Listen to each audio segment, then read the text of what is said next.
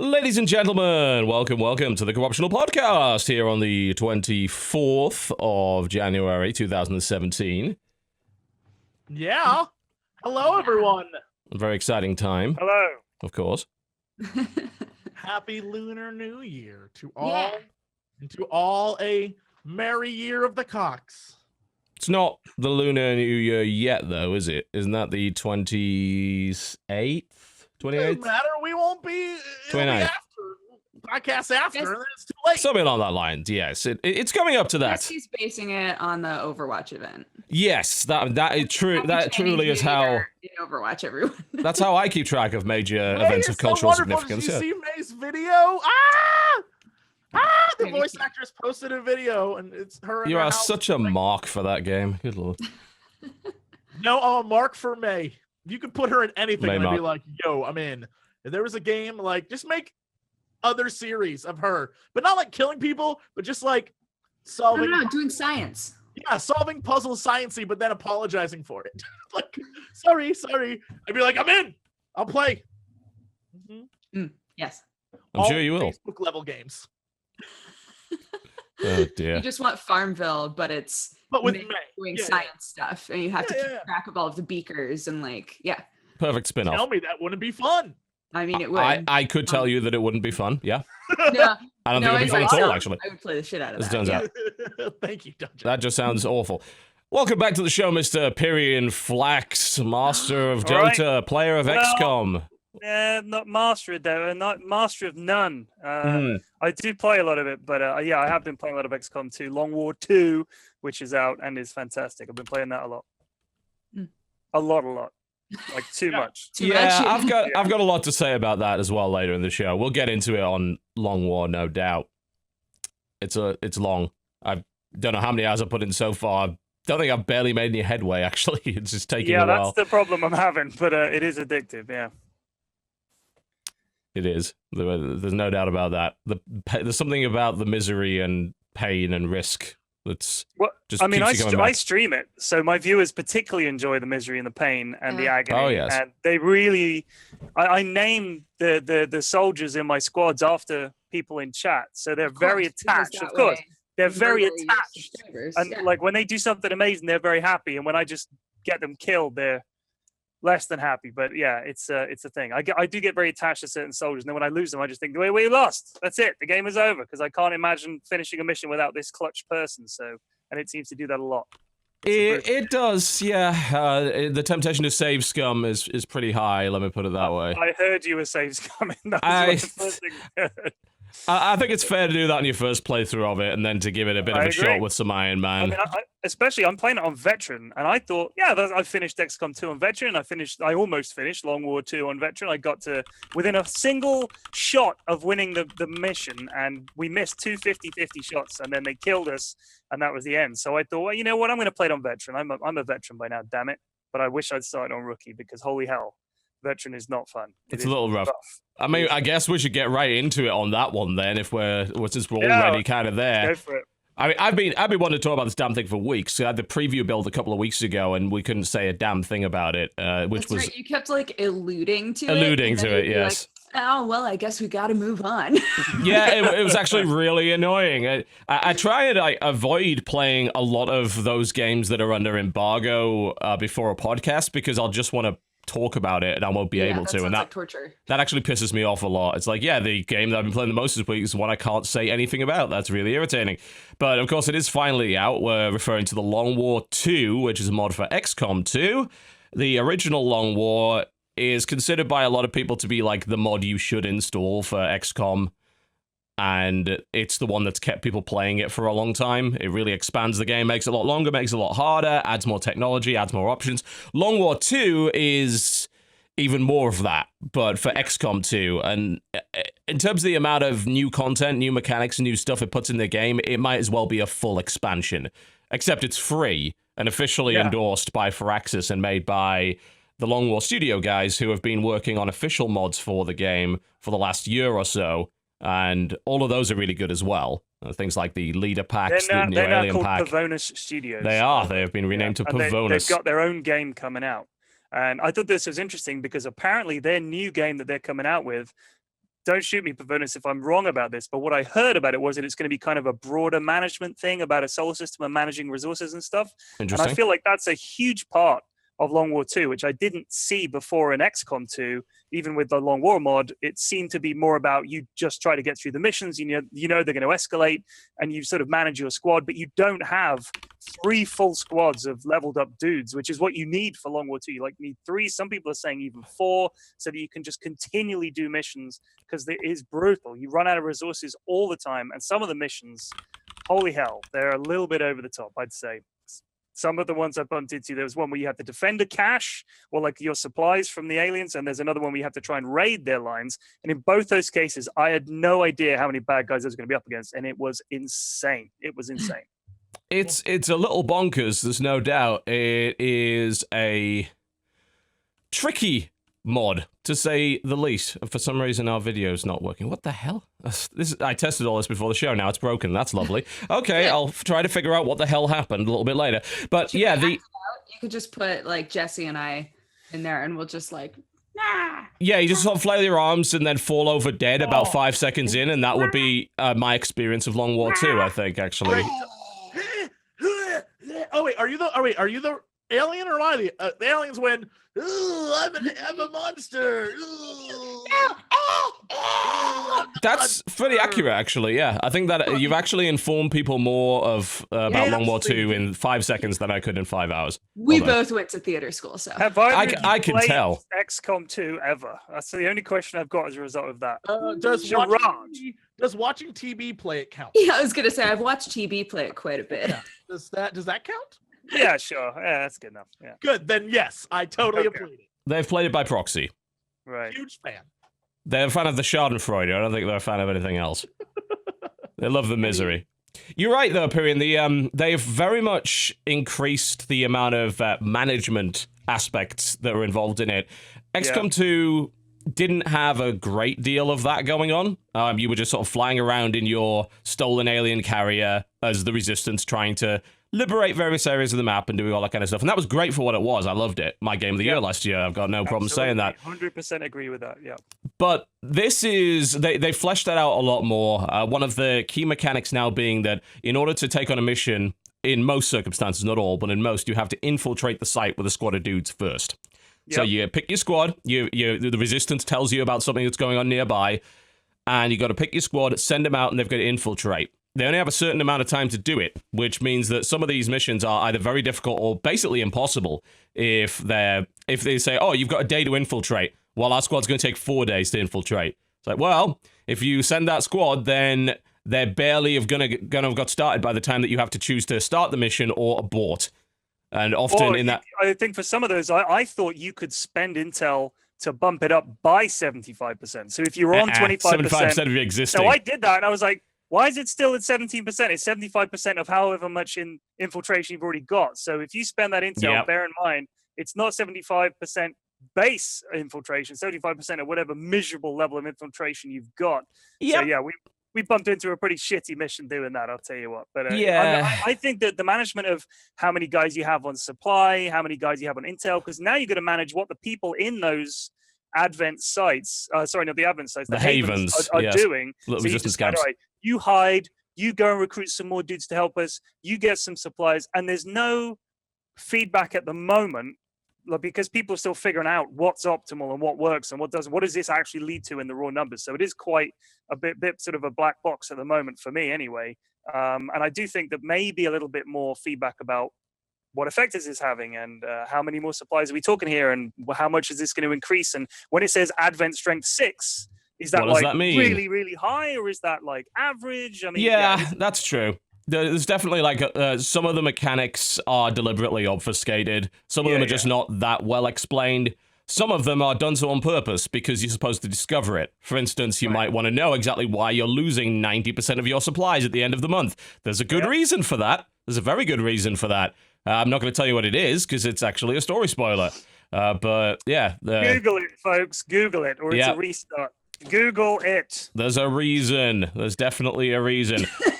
But yes, the whole infiltration thing is very interesting. You know, if you don't infiltrate enough, the chances are you want to get out of there because you're going to be going up against such an overwhelming enemy force that it becomes nightmarishly hard. There are some cool ways of getting around that. Like, I've heard of people on harder difficulties being able to pull off infiltrations using like a 2-man shinobi squad. And just like with that works. And you can dodge all the enemies and get ton the of mission stealth. done. Yeah, it's possible. Like, you can the stealth. It's still not like the game's not designed around stealth. It never was. You know, stealth is a bit more of an aspect in XCOM 2 because you start off in stealth for the most part, and you can ambush somebody. But once you've done that, you're revealed to the map. I mean, that's still true, but with these smaller squads, especially with abilities that keep you in stealth after certain things happen, it's possible to do stealth runs of certain missions. And with smaller squads, your infiltration's faster, and you can do all sorts of things like throw down a beacon to summon evac to get out of the mission if it's getting too hot. I do that on turn 2 because it takes 3 turns to arrive, and normally by that point I'll know if shit has hit the fan or if we're going to be okay. So after 2 turns, I say, let's call an evac, even though we haven't seen any bad guys yet. So Problem is that reveals you to the map as well. It's like, oh, there's a giant flare. Oh, okay, that might be the XCOM guys. We might want to get on that. But at that point, we're leaving anyway. Like, normally 5 turns in is when I'm bailing on it, certainly in the later missions. But yeah, I'm about to assault, I think, my first... It's not even the regional HQ, it's the regional tower, which I think will lead me to the HQ, since it's now possible to entirely liberate continents on the map by going through a very long and difficult quest chain. I did not know that. I'm about to hit my first one, and I have a feeling it's going to be very rough. It only lets you send in 5 troops, so you can't overwhelm it with numbers. So I sent my best guys with my best equipment, and I'm hoping they don't get all slaughtered. They're dead. They're probably dead. Yeah, most they're likely. already. You need to understand, they're already dead. They're alive. They're dead. It's very easy to overestimate the abilities of your elite guys, like especially with Long War, because you have no idea. Something horrible is probably going to happen. There's way more enemies than you expected, and all that kind of thing. I just recently did a mission where the Advent struck back against one of our supply convoys, and we had to defend it. It's a big, crazy mission. We sent the squad to defend it, but also all of my resistance guys from the nearby resistance camp came to help. So I was controlling like 18 guys. The problem is most of the resistance guys are utter shit. They've just been given random guns that they can't aim for fucking toffee. So you end up with 6 trained elite troops and then 12 utter idiots. But if they die, then they can't work at the resistance camp anymore. So you don't want to get them killed. They're not just red shirts, but simultaneously, like, that guy's probably worth sacrificing in this situation. Because you're just dealing with Operation Meat Shield. By the way, I like the random mission names that it comes up with, but I had one today. It said Operation Choking Chicken. They might have wanted to recode that one, but it was a successful mission. We all had a great time, but Operation Choking Chicken was a success. Yeah, you heard it here first, folks. Choking chicken. Everybody has a great time choking the chicken. And it was a success. Everyone got the ending they desired. It's true. It really wasn't the operation. Really more of a cleanup operation, more so than anything else. But okay, going too far now. It's very, very good. It requires a good amount of patience. Let's just put it that way. If you thought XCOM 2 was hard, this is harder than that. And you can play on Rookie, of course, and that will make it easier, but don't expect an easy time whichever difficulty you go on. Yeah. But if you thought the management aspects and the overall campaign was a bit lacking in XCOM 2, then you'll probably like Long War. I like it just because there's more technology. I love tiers of technology in games. This now has 5 tiers of weapons instead of 3. So that's fancy. And you can get mechs, remember. Sometimes you can do a mission that gets you a mech that sits at one of your sites. Yep. And Robbie the robot will help to defend the dudes. And having a robot is great. I like having a robot. So yeah, my mech finally went down under just a weight of fire. He sacrificed himself for the glory of the camp. Brave Robbie the robot. They even painted on him. They painted like resistance symbols on him and graffiti, which was pretty cool. Yeah, it's cool. It's like an expansion. It has so much content it might as well have been. They could have charged for this, and I think that would have been fine. I would have paid a tenner for it. I absolutely would have paid a tenner. I would have paid for it. It's that good. If you haven't played XCOM in a while, it's a good reason to reinstall it and do a playthrough with Long War.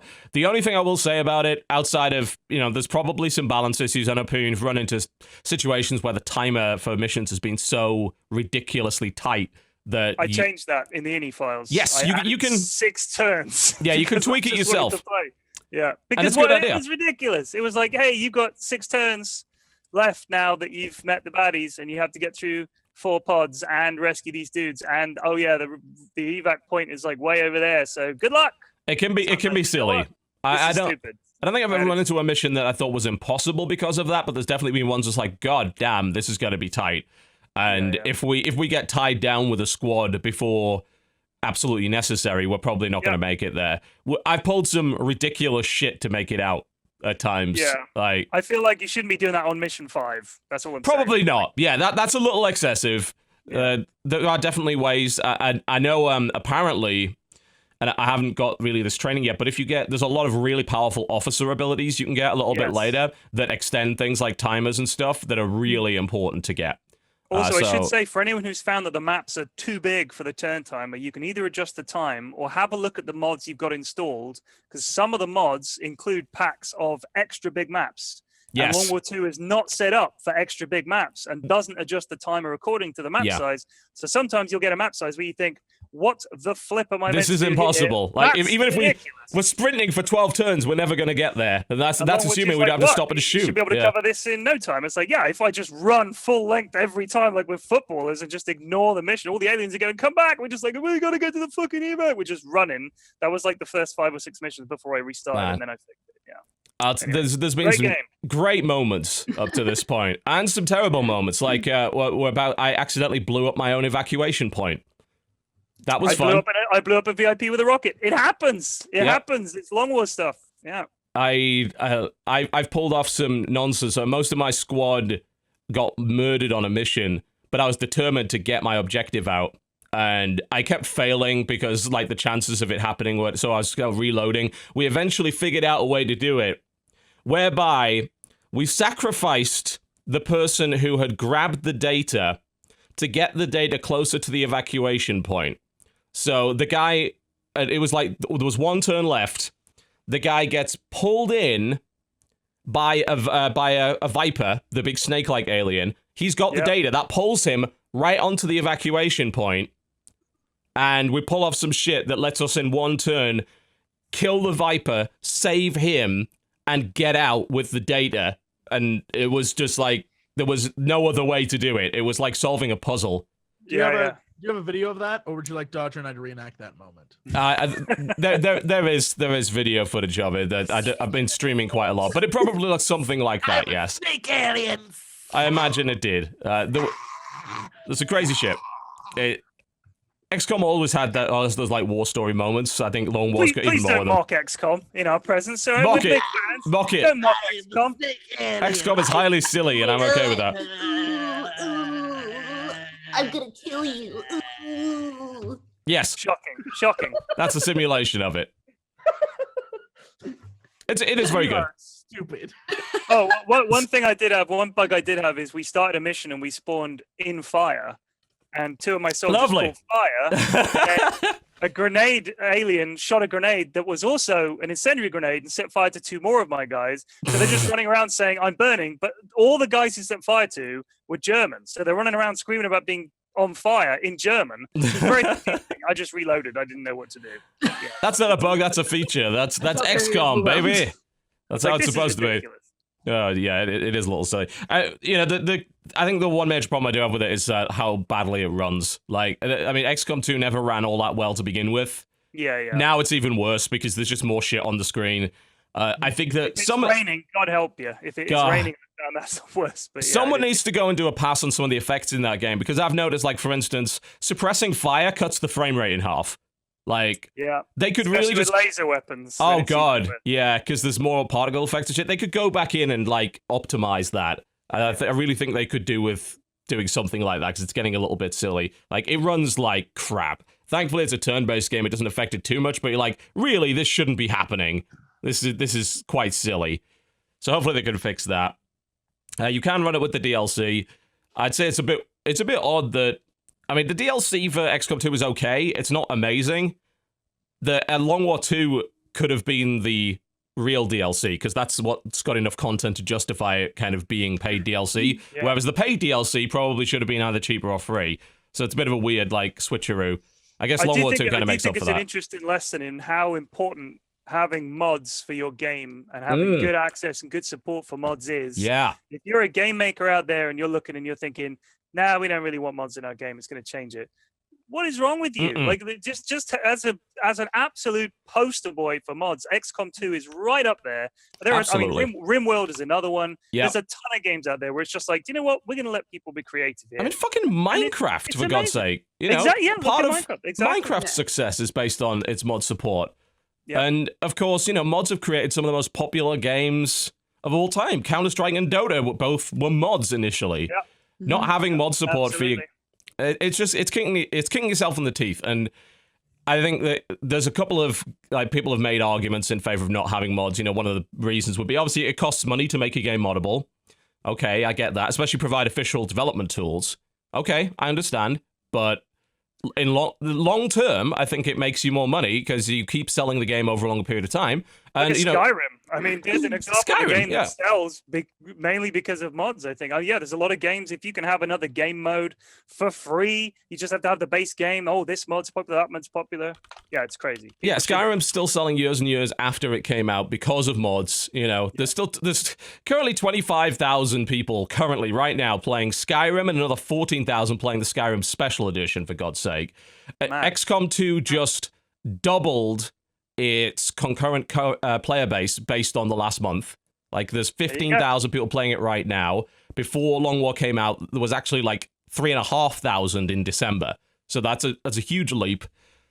Mod support helps sell your game. I know they're in the Humble Bundle this Yes. month, but I know they've also sold more copies because whenever I'm streaming it, people say, I'm picking this up. I mean, it's like, it just revitalizes it because you've got that long tail on most games, but it is a tail. Like, it's sloping down and down and down. Every time the big mod comes out, especially one that I know the developers definitely support Long War 2, and I'm sure they helped them out. It's a huge spike in sales for your game. I think if you can do it, it behooves you to do it. Well, this is why I still send people back to Civ 4. The mods for Civ 4 are some of the best I've ever. Fall from Heaven 2. So good. 2 is literally one of the greatest mods that ever existed. Like, yep. There is some really great stuff, and it doesn't matter how old the game is because the mods give it life. They bring people back to it, and you guys are absolutely right. It's if you have the ability to, you should have a mod system in your game. You absolutely should, yeah. It provides the long tail of sales, and like I think that some companies are coming to realize that like first month sales are not really that important anymore. If you can keep selling your game for like 5 years, because hey, you can just download it digitally now. It's not like it's going to go off the shelves. It never will. Right. Aim for selling over like 5 years now. Don't aim for selling over 5 months or 5 weeks. And mod support's going to help you continue to sell copies of your game and keep it vibrant. And you know what? As a result of that, you can sell more DLC. Great example, perfect example. Jesse will love this example because we just went back to playing a ton of this game as a result. Sins of a Solar Empire. I'm still playing it. You still play it. Sins of a Solar Empire has great mod support. Yeah, it's got great mod support. We've been playing Thrawn's Revenge 2. Star Wars Ascendancy, basically. Star Wars mod? That's the so reason good. to go back to that game. It's This is Star Trek mod, Star Trek Armada 3, fucking amazing. There's a ton of great mods for that game, and they just released, bear in mind this game's been out for probably, 6-7 years now, new DLC after that long. And the only reason they could do that is because mods are keeping people playing the game. So when they add new official features via DLC, those mods incorporate them. So people want to buy the new stuff. So they're making more money even 6 or 7 years down the line. It's a great business strategy. Right. Do it. Mod support. Good to have. Do any Blizzard games have mod support? I don't think they do they? StarCraft 2 has very extensive. I was gonna say, there's tons of StarCraft mods. Yeah, what are the mods for StarCraft? There's the major ones, mostly stuff like Nexus Wars, kind of like they're kind of tug of war modes, which is something that mobile games are starting to copy. But at this point, those are kind of popular where you build a building and it automatically just spawns units, and it's a big 3-on-3 tug of war. But they're like custom maps, aren't they? Rather than like it's not taking the base game and changing it in a big way. It's like a custom. People who are trying to do you that. can totally do that. Yeah. Really? Yeah, I mean, the StarCraft 2 editor is probably one of the most powerful mod tools ever made. Like, the amount of stuff you can build completely new games in it. People have built first-person shooters in that game. There's an entire MMO called StarCraft Universe. Some say Blizzard Heroes was built in that. So it's because it literally was. Well, the story of Heroes of the Storm is that it was originally a mod for StarCraft 2 called Blizzard Dota. Yeah, and it was originally supposed to be released as that.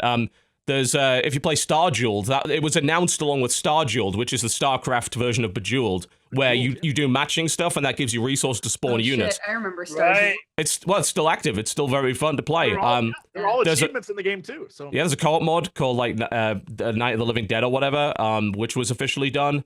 I can't remember the exact name of it. Version. Yeah. But you have to like defend a base, and they keep sending wave after wave. Yeah, and of course, a lot of that is what then became the full-on co-op mode, which is extremely popular in StarCraft 2 right now.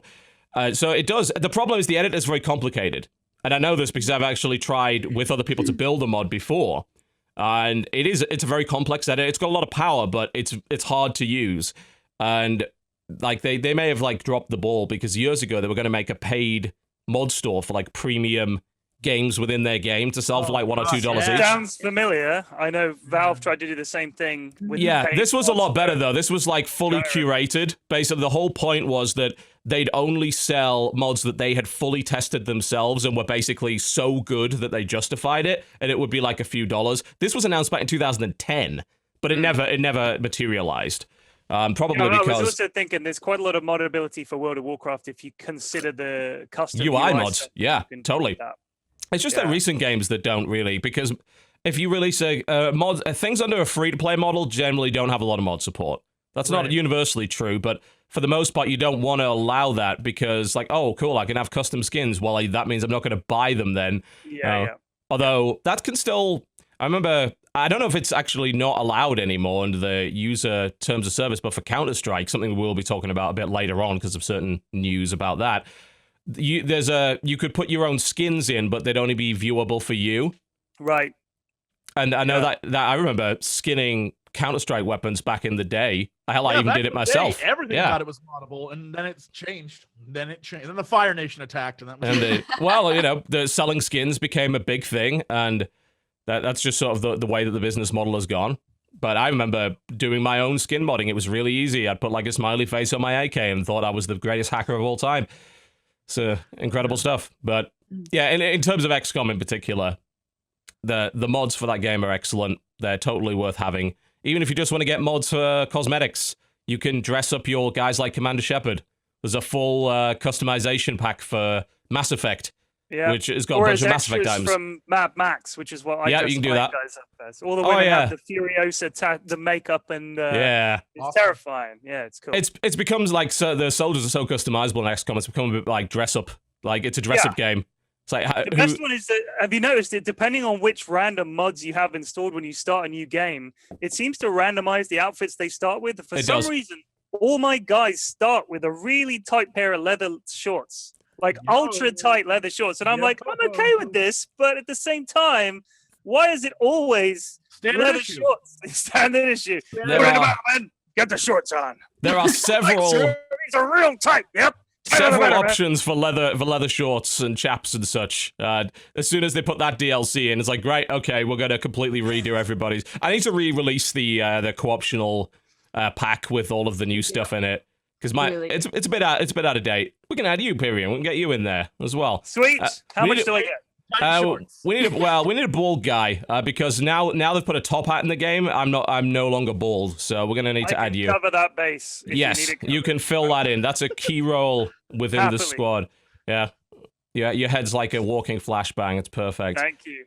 Speaking of flashbangs, there's a command in my chat that people like it when there's a flashbang in CS:GO that goes off. My head shines like a sort of anime style.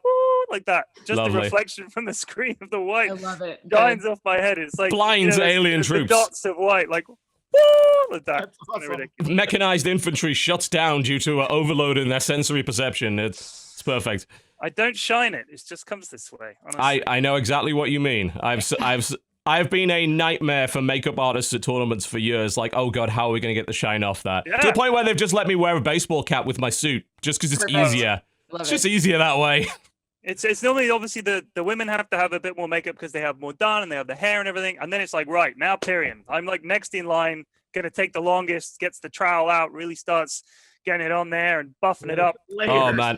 Get in there. Yeah. There are certain people within like the StarCraft tournament scene that get their makeup done in 2 minutes, and there are some of us that take a long time. And you might say you think the women take longer. They do not. Compared to some of us. Oh, no. It's like full-on facial reconstruction surgery with some of us ugly fuckers. They've got to work on that shit. It's like, oh, God, all right. They take one look at us and like, we're going to be here a while, aren't we? The one difference is a lot of women can get their makeup, they can do it themselves. Yes, whereas we don't have a fucking clue. Like, I don't trust a makeup artist to put on my makeup. I know what works, so they do it themselves, right? I'm like, I have no fucking idea what I'm doing. If you tell me I should wear bright red lipstick and that'll look great on camera, go nuts. Yeah. That's what I'm wearing. Yeah, BlizzCon only had wardrobe as well, and I've never experienced that. It's like they went out and bought the shirts in the colors that they thought would suit us on an individual level. Yeah. And it's like, you wear this.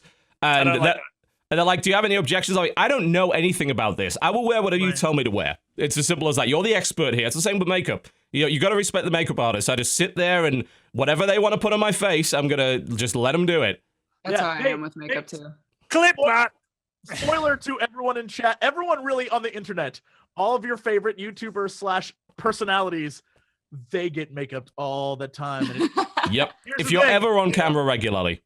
It is super fun. I don't care what anyone says. Anyone that's call me up, bitch. I look fabulous. Yep. Yeah, if you get one of the really good ones, they like trim your beard and stuff for you too. Oh my God. Oh, eyebrows. No, I don't let them do that. That I can do myself. They can do my eyebrows, but the beard is mine. I go to Master of Shaving and get them to do it. The minute I record, the minute I get anything right, they like do you up. I'm like, all right, what can I do today that will like make this worth it? All day, it's like we're doing vlogs and we're doing shit. I'm gonna look it's like suddenly we're doing all IRL content. Yeah. Yeah. Let's do crazy shit. You never look better than when someone else makes you look good. Very true. Very true. Look as good as when someone else can make you look good. Yep. They can cover up a lot of imperfections, I'll put it that way. Facts. All right, so that was XCOM2. Let's move on to a game I know at least 3 of the 4 of us have played quite a bit of now, and that's Pit People. Yeah, let's talk about Pit People. Yeah, I started playing it with Jesse, and you've been playing it with Strip and a lot Dodgy. You've actually played it more than we have for the time being. I've played a ton of it, yeah. Yeah, you've been streaming a lot of it. We may be doing a series. I know the 3rd part is coming out today, Jesse. Was that the plan? Already out right now. Oh, it's already out. Yeah, don't go watch it right now. I want you to watch this show. But afterwards, yeah, we may record some more Pit People afterwards, even just because I find it fucking highly entertaining. Yeah, it is. It's like a really funny game. It has a lot of elements to it that are, they tap into, if you're any kind of a completionist mentality or you like want all of the accessories, you're fucking donezo, man. Like, yeah, I mean, you've done missions entirely just to get one person's hat. Yeah. It's not like it gives you stats or anything. You just wanted the hat because it looked great. Yeah, we literally, because Sam has one of the big spider ladies who are awesome on his team. And we ran into a group of people by accident. We were trying to just like maneuver around them. And we were like, fuck, now we have to fight these guys. Oh shit, but she has such cute shoes. Oh my God, we gotta capture her so we can have her shoes. Like it's so weird. But it's also very fun to fight other teams and see a monster type that you've never seen and be like, oh fuck, how do we find that? We want one of those. So to give it like a quick synopsis of what Pit People is and why like we're all kind of excited about it, Behemoth, who made Castle Crashers, who made Alien Hominid, and who made Battle Block Theater, they announced ages ago what they were just calling Game 4, which they said is going to be like a tactics game. We're like, well, why are you making a tactics game? You've made platformers and brawlers up to this point. You're making a tactics game. I don't know how this is going to work. It is a perfectly Behemoth tactics game. Very much so. What they've done is they've taken the idea of like turn-based tactics and they've streamlined it so it's really quick to do. So it's kind of a bit of a clusterfuck, actually, a kind of glorious clusterfuck. Totally. You spend in your average tactics game, you probably spend a lot of time agonizing about where you're going to move your troops. In this case, you don't spend as much time because the impact of each move is maybe less, but you're doing everything really fast, especially if you're playing the co-op mode, because the game has co-op, which is unusual for a turn-based game, which allows you to take your team and your co-op partner to take their team and fight together. And you set your moves up, and then you hit ready, and then once everyone's ready, all the moves go off at once. Mm-hmm. So it's a clusterfuck. Like, everyone's moving everywhere, and then everyone's attacking everybody else at the same time, and they're just going at it. Like, it's like just a brawl. It's a brawl, as opposed to turn-based tactics. I thought maybe It wouldn't make a lot of sense for guys who are known for brawlers to do a tactics game. But apparently, this is what they did. They made tactics games into a brawl. It's great. Super fun. It's super It is. It really is. I was concerned because there are so many items in the game. I was like, fuck, how are you ever supposed to know like what's going to be the best item? But they've also streamlined that where it's like all items for the most part are cosmetic. Like there's just like different tiers of types of items, and any of those types of items are like on that tier will pretty much do the same thing. Strength or a specific amount of defense, and like it doesn't matter. Just like use whatever you think is the funniest looking shit. Yeah, absolutely. There's all sorts of weird looking weapons that you can grab. You know, I had a guy dual wielding giant pencils at one point, and they'll do the same damage as throwing axes or whatever. Which is kind of good. Like I think for people that are more interested in min-maxing, this is not the game for them. Like they've taken a lot of the min-maxing basically out of the genre. Control. No. I mean, up to literally the fact that you can't tell someone to go and attack somebody else. They will attack based on a set of rules, whoever they want within range. So you've got a level of control over it. If you put a guy, let's say, guy with a throwing axe has the ability to either attack in melee or 1 hex away, he can throw his axes, which will cause a stun. So if I put him 1 hex away from only one guy, he'll attack that guy. Yeah. But if he's in range of more than one person, he makes the decision on who to go after. He'll probably hit all of them with, kind of spread his damage between them. Particularly true with archers. Like, archers and artillery guys, they're fucking hilarious, because, like, yeah, they're gonna shoot pretty much everybody. Jesse, I believe you acquire in the latest episode a very amusing little creature that does exactly that. Yeah, a unicorn that shoots his horn and then it explodes into rainbows. Sometimes it giant artillery horn. You're like, what? Yeah, it's like randomized when it's gonna explode. It's so weird. It's bonkers. Yeah. All you need to know is I have a baby Grim Reaper. That's all you need to know about this game. It's a Grim Reaper with a baby. Like the little Grim Reapers, their little faces like pop off and then they just shoot like boom. Like weird little, like, the fiercest motherfucker on the planet. That troll he got, it's this big hairy like black monster that just sits That's my favorite in my team. Everything, and he's like, "What up, haters?" It's amazing. I spent so long trying to find like a cool hairstyle for my troll, and every troll we came up against like just looked like a normal hair troll, and I was like, man, maybe. Oh, I got my hair troll. Frilly Billy is amazing. Yeah, I was like, maybe they just don't have very much hair for these trolls yet. And then Sam captured a troll with a fucking mohawk, and I was so salty. We were looking for different cake flavors for our cake healers. Look, all you need different to know about frostings. This game is that the healer character, at least the one that I have, and the one that TB and I have right now, is a cupcake. And in order to heal, he flings pieces of himself, and eventually he just runs out of himself and dies if you keep the battle going on too long. Yep, sacrificial cake. There's a big storyline in the game about rescuing another cake.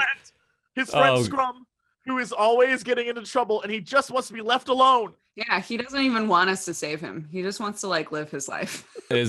Scrum. Oh god.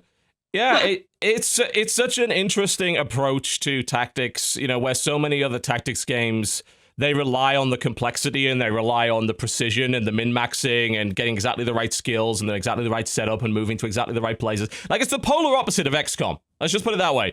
Every move matters in XCOM. In Pit People, most moves probably don't matter that much. Like, there's a lot of margin for error in that game. Have you guys done anything in the pit yet? No, I think we only just got offered something there. I assume you're way further on than we are. Tell us about that.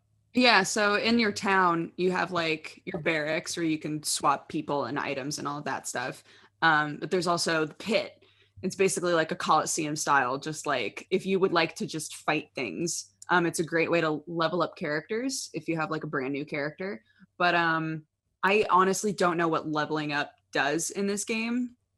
I mean, I assume it makes you tougher. I know every time you level up, you heal, which is lovely in combat, right. But I'm pretty sure at a higher level, you are just better, like your stats go up. The stats are they're obfuscated. They don't give you exact numbers. They give you these kind of bar graphs, which are very cartoony and stylized. Like, it's gonna bother the shit out of anybody that's like, I must get the maximum out of this character. The game is against you if you're gonna try and do that. It's gonna try and stop you from doing that to the point where it's actually a little annoying because certain items have effects and there are no tooltips, so I have to go based on. You have no idea what the effect does. You just see It's the like, I think this explodes.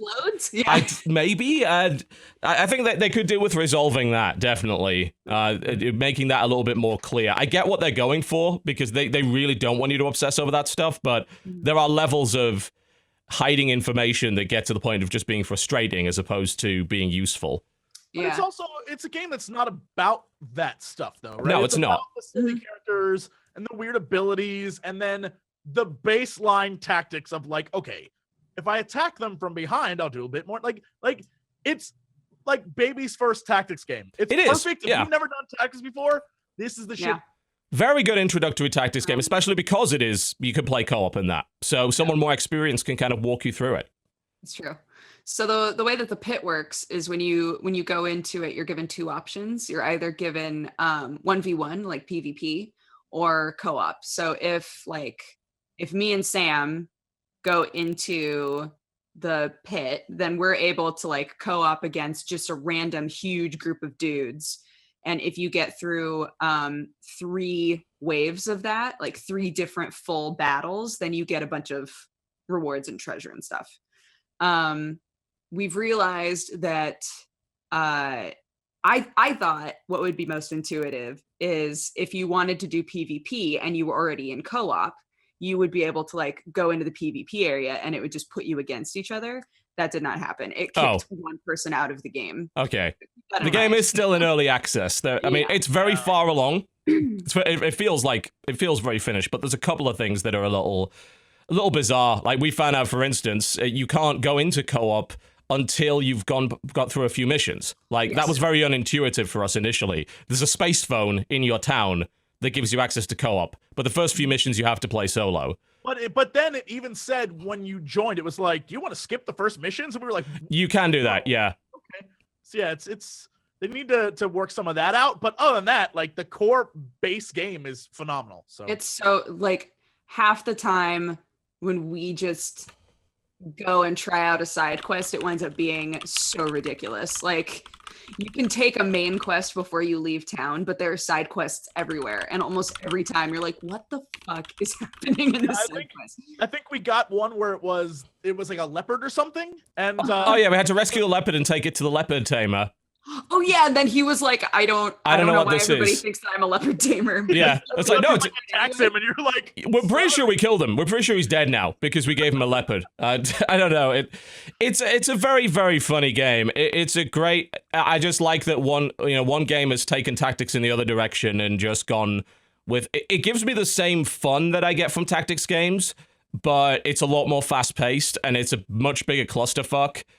So there's plenty of games I can go to if I want the more precision, every move matters tactics. There's a lot of tactics games, but there aren't all that many tactics games I can go to if I would prefer a lighter, quicker option. Absolutely. And people feels that's how that I was feeling. niche. I was like, I feel like I can just relax and play this game. And I have never felt that way playing a tactics game in my life. Yeah. There is an insane difficulty mode for it that I imagine probably means that every move matters a lot more, but we've had a couple of guys die. They don't die permanently, but there is a penalty to it. You don't get 3 stars on the mission if you get people killed, so you don't get as much loot.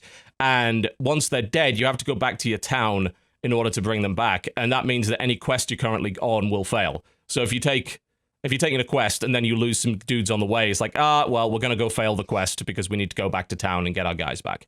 So there is a penalty. We are pro questers. Yeah, we definitely totally didn't die. Absolutely not. Best questers. Yeah, it's really good. I mean, all the Behemoth games are. It's already like on my list of potential top 10s for this year because it is that damn good.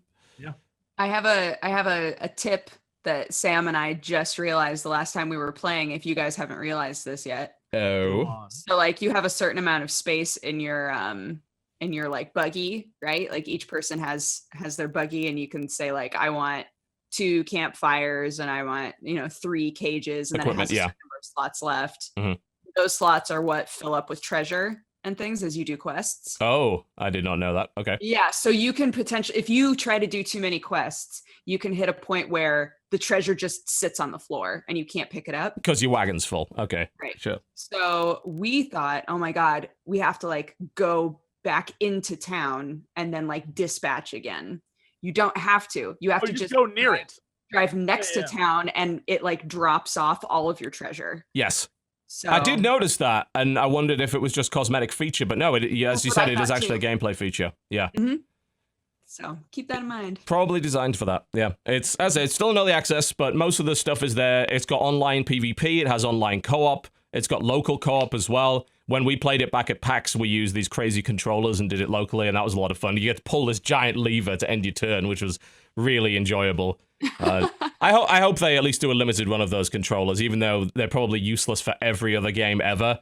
Right. I'd love to see people adapt it. I remember back in the day with the Dreamcast, where there was the fishing controller for Get Bass Fishing, or Sega Bass Fishing, depending on which territory you're in. And someone's like, can I play Soul Calibur with this? And the answer was yes, to a limited extent. So they were like, and everyone was trying, it's like, which game can I use the fishing controller to play in some weird way? It's so with dance pads, you know? I was literally just going to say, to this day, people try to play every game with a dance pad. And it's like, why? Shout out to that dude who, I do not know his stream name, and I wish I did. The guy who just is like, today I'm going to play a game with bananas. Like, whoever that dude is. I don't know that, right? There's a guy, and I want to give him the credit. Chat will know. He, like, takes random stuff and wires them into, like, making them a controller. What? Yeah, so he's like, today we're going to use tin cans and we're going to play Skyrim with tin cans. And it's like, what are you doing? And it somehow is a thing that, like, yeah, we're going to do Dark Souls with tuna fish. And it's like, what? Love it. Rudism, people are saying. There you go. Sure? Possibly, not sure. Dude is on point. I love stuff like that. It's so silly. It never works out quite. Like, he did Overwatch with something weird. A microwave, right? Yeah, like something. It's just like it never works out the way it's supposed to, but it's so silly to watch it happen.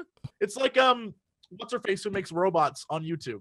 Like, terrible robots. But it's really funny to watch them fail. And you're just like, all right, yeah, I love that stuff. Love it. Yeah, that's really cool. All right. Well, we are gonna. Oh, sorry, Pyrion. Go ahead. Very quickly, that reminds me, there was an angry video game nerd video where he got the Nintendo Power Glove. Yeah. And he tried to play with the Nintendo Power Glove, which was one of the worst peripherals ever made by any computing system ever. And so bad. He had struggled it is so bad. He had struggled at landing on the aircraft carrier in Top Gun. And he was like, I'm going to try landing on the aircraft carrier in Top Gun with the Power Glove. And he did it first time, and he just sort of looks at it like it's this mystical object. It was, yeah, I mean, I do love that kind of stuff. That's cool. I hadn't heard of that guy. I'll definitely have a look at that. What was his name? Rudism, apparently. Sorry, say it again. Rudism. Rudeism. Yeah, I guess one of the ones that he's really known for is he played Hanzo in Overwatch with a Nerf crossbow. Oh, nice. Lovely. Which is hilarious, which is just too funny. Yeah, the funny thing about the Power Glove is that that's actually not, by any stretch of the imagination, the worst controller that Angry Video Game Nerd has done. I think his recent video was with a Sega peripheral where you were able to control it with your body, and you stood in this sort of ring to do it. That was terrible. There was another one he used that was like went on your eye, but had voice command, and he keeps just yelling fire, fire, fire over it again, and it just doesn't work. There's all sorts of stupid-ass ideas that turned up for those systems. I think the problem is that they called it the Power Glove. Like, they're setting themselves up. This better be a powerful glove. You've called it the Power Glove. This better be a glove of power in some way. And it was a piece of shit. Like, that was the problem. They didn't call it the Sega body motion sensor, which you think, that sounds kind of shit. The Power Glove. If that was a quest in a game, you think that fucking sounds high level. That's a legendary item. The Power Glove. Right there, yeah. I want that glove of power. Yeah, it was just awful. It's so bad. It's so bad. Well, we're going to be talking a little bit more about more games we've been playing after the break. I'm sure Dota's going to come up, and I'm sure that's going to be very interesting, considering what's been happening recently. But before we do that, our sponsor for today's show is Audible, and that is the place for you to find the world's largest library of audiobooks available for your consumption. And we do have some recommendations, as it turns out, for some interesting books that you may very well enjoy. If you sign up using that link, you get a free audiobook. So that's a great way to try the service out. And of course, you can play it on practically any device. Probably not your microwave, I will say that, but almost everything else. Dodger, you had a recommendation that I believe you've been listening to it on your iPhone, if I recall correctly. Yes, I have been listening to it. Indeed. That's in fact what it looks like right now on the screen. As you can see, that's a screenshot from Dodger's iPhone. It's so just true. grab That is that personal my information. actual iPhone. Yeah, there you go. I've been reading a true crime book. I've been listening to a true crime book. It is called Professor and the Madman, and it's by Simon Winchester. It's about, the second I read what it was about, I was like, oh yes. It's about when the Oxford English Dictionary was originally being put together, like people had to contribute to it, like wordsmiths of the time had to contribute to it. And there was one person who contributed more than anybody else, but anytime somebody wanted to visit him, he would refuse, or he would say that he was gone, or like he would make some kind of an excuse. And they came to realize that this guy was actually a killer, like a serial killer who was behind bars while he was contributing to the Oxford English Dictionary. Huh. That's awesome. So yeah, it's about like him and how he did it, and like this weird intersection of I'm a genius in this way, and I also like kill people. Like, so yeah. That sounds really, really interesting. I know that, Jesse, you're something of a Star Wars audiobook fanatic. What, me? You're the person who recommends all the Star Wars books ever, so you do have a new recommendation for us on that basis. Always shameless plugs for the Star Wars New Canon Book Club. Right now, over the next few weeks, you should be reading if you are part of our book club, and if you're not, you should join. Audible is a great place to do it. Heir to the Jedi. Mark Thompson is reading this one. Kevin Heron wrote it, but Mark Thompson is like one of my favorite voice actors, voiceover guys, whatever you would say, on Audible. Dude is amazing. It's if you are curious what the hell Luke Skywalker was doing immediately after the Battle of Yavin, this is your jam. So jump in there. And I wonder about that all the time. You should, because it's different now. New canon. They erased all the old stuff. So it definitely will impact things that might happen in episode 8. I would jump on that. So far, it's a really good book, and I'm only like 8 or 9 hours in, but it's still, it's a good listen. Here's what I will say. You can always listen to audiobooks. There's so many ways to listen to audiobooks. You can do it when you're cleaning your house. You can do it when you're playing video games. You can do it in the car. The car is the best place, by the way. You can do it anywhere. Jump on it. Jump in and on audiobooks. Yeah, the way I listen to audiobooks often is if I'm downstairs cooking or whatever, I'll just tell my Alexa to play my audiobook. We've got an Echo down in the kitchen. So that syncs up to my iPad, which I usually use for listening, or my PC, which I use for listening as well. And it'll just resume back from where I was, which is ideal. I was literally about to say, did you guys hear that you can change it so that instead of calling her Alexa, you can just call her computer? Yes, I don't know how good an idea that is, because I have a feeling I'd probably activate it more than I meant to. Let me put it that way. Probably say the word computer often, right? Yeah, quite a lot. Just looking at who narrated this, actually, Mark Thompson narrates Heir to the Jedi. Mark Thompson is the guy who narrated the Thrawn trilogy, which I've just finished. All of them also is available Mark on Audible. Thompson a phenomenal voice actor? Yes, there's a couple of times where he's stretching his range. Let me put it that way. He does a Wookiee in the first book of the Thrawn trilogy, Heir to the Empire, that's a little dodgy because it's a Wookiee. And then in the current one that I'm listening to, which is the last book of the duology, which follows that, called Vision of the Future, he does several bird people. And the kids of Leia and Han Solo. They're a little... I mean, it stretches his range. Let me just put it that way. Let's just put it that way. But otherwise, he does an almost pitch perfect Han Solo. His Luke is very good. His Thrawn is excellent. Amazing. In the Aftermath book series, he does a B-1 battle droid, and it is amazing. It's the right kind of terrible. It has like Roger. It's oh, those. Well, I mean, even in the movies, those were terrible. So terrible. How do you even do that? He knows how bad they are. Hopefully, he never does a Jar Jar. Let me put it that way. I don't want to hear that at all. Help us all. Yeah, but outside of Star Wars books, and I've finished the Thrawn trilogy, which I'd highly recommend to everybody. Heir to the Empire, particularly the 20th anniversary edition, is available on Audible, and it's excellent. But since we've already done Star Wars books, I'm going to recommend a non-fiction although it's a bit of both, because of course it's about wrestling, which is fictional but also not. It's called The Hardcore Truth, the Bob Holly story. It's written by Bob, or Hardcore Holly, who you might have remember from Attitude Era Wrestling. He was sort of the quintessential, I wouldn't call him a jobber per se, which, you know, is wrestling terminology for a guy who always loses to make the other guy look better. But he was definitely used as an experienced ring veteran, but not championship material. So you saw him a lot on TV, but he wasn't that famous. But the cool thing about that is that he's got a very interesting perspective on the industry of wrestling, and he did an autobiography, and he wrote it, I believe. It was him and Ross Williams, because obviously his real name's Bob Howard. Him and Ross Williams did it, and then it's narrated by Brian Holsapple, and it's a tell-all essentially, and it tells it from a perspective that you can definitely understand as someone that is not into wrestling. Like, it's just a very intriguing look into an industry that's kind of secretive. So I remember this guy. Yep, you probably do. He used to wrestle with people like Al Snow and, of course, you know, Eddie Guerrero and all those guys. He was the guy Brock Lesnar would always kick the crap out of. Yes, he had his neck broken by Brock Lesnar. That's a real thing that happened.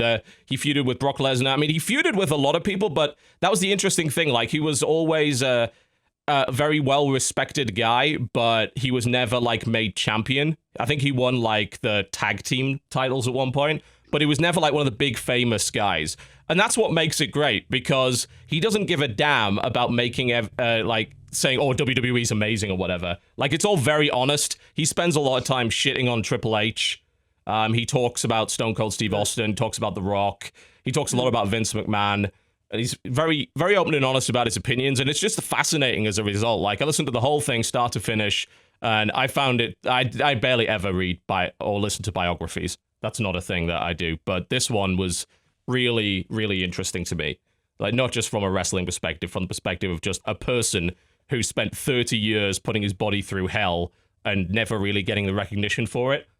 And there's a certain amount of bitterness, but it's very balanced. Like, he's not whining. He never complains. He's just sort of very realistic and very brute force honest about it. Reading his own book? No, it's some other guy narrates it. It's not him. He has his accent, for God's sake, his finishing move is called the Alabama Slam, for God's sake. So I think you can probably guess what his accent is kind of like. So he picked somebody else to narrate it, but he wrote it. There's no doubt about that. Did they get the Star Wars guy to do him as well? Yeah, totally. You know, there's a few Wookiees involved in it. Yeah. And you know, I don't know if that wouldn't even be unbelievable myself, because I don't use audiobooks, but I have noticed that Red Rising is on there. If you haven't read Red Rising or listened to it as an audiobook, I heartily recommend that book, because it is absolutely amazing. It is one of the best sci-fi trilogies I've ever read. Red Rising trilogy. Oh my, well apparently the guys on Audible agree with you, because it's a 4.6 with 18,000 star ratings. This is probably going to be my next purchase, I think. You should get it. You will love it if you enjoy anything. If I enjoy, cool. Enjoy that. I swear Excellent. to God, my friend Hotbid recommended it to me, and I was like, what is it like? He just said, just read it. It's the most ridiculous sci-fi. Oh my God! Amazing. Read it. I want in on this. I'm gonna have to call Krendor on this one, because the first things people are comparing it to are Hunger Games and that one with the girl in Chicago. You know what I'm talking about, Dodger. They made the shitty movies. Divergent, yes. Shit, I'm in. All right. But it's like a really good version of those things. I was going to say, because those weren't, I mean, Divergent is not brilliant, especially the movies, but it's not particularly original. Genuinely, a lot of the things in it are kind of like that. You could say, this is kind of okay with that. Like book one is very much like that. And then it gets very sort of big sci-fi opera and space opera. And it is phenomenal. I loved it. I couldn't put it down. I certainly have no issue with using existing working themes. I like the familiarity. Yeah, okay.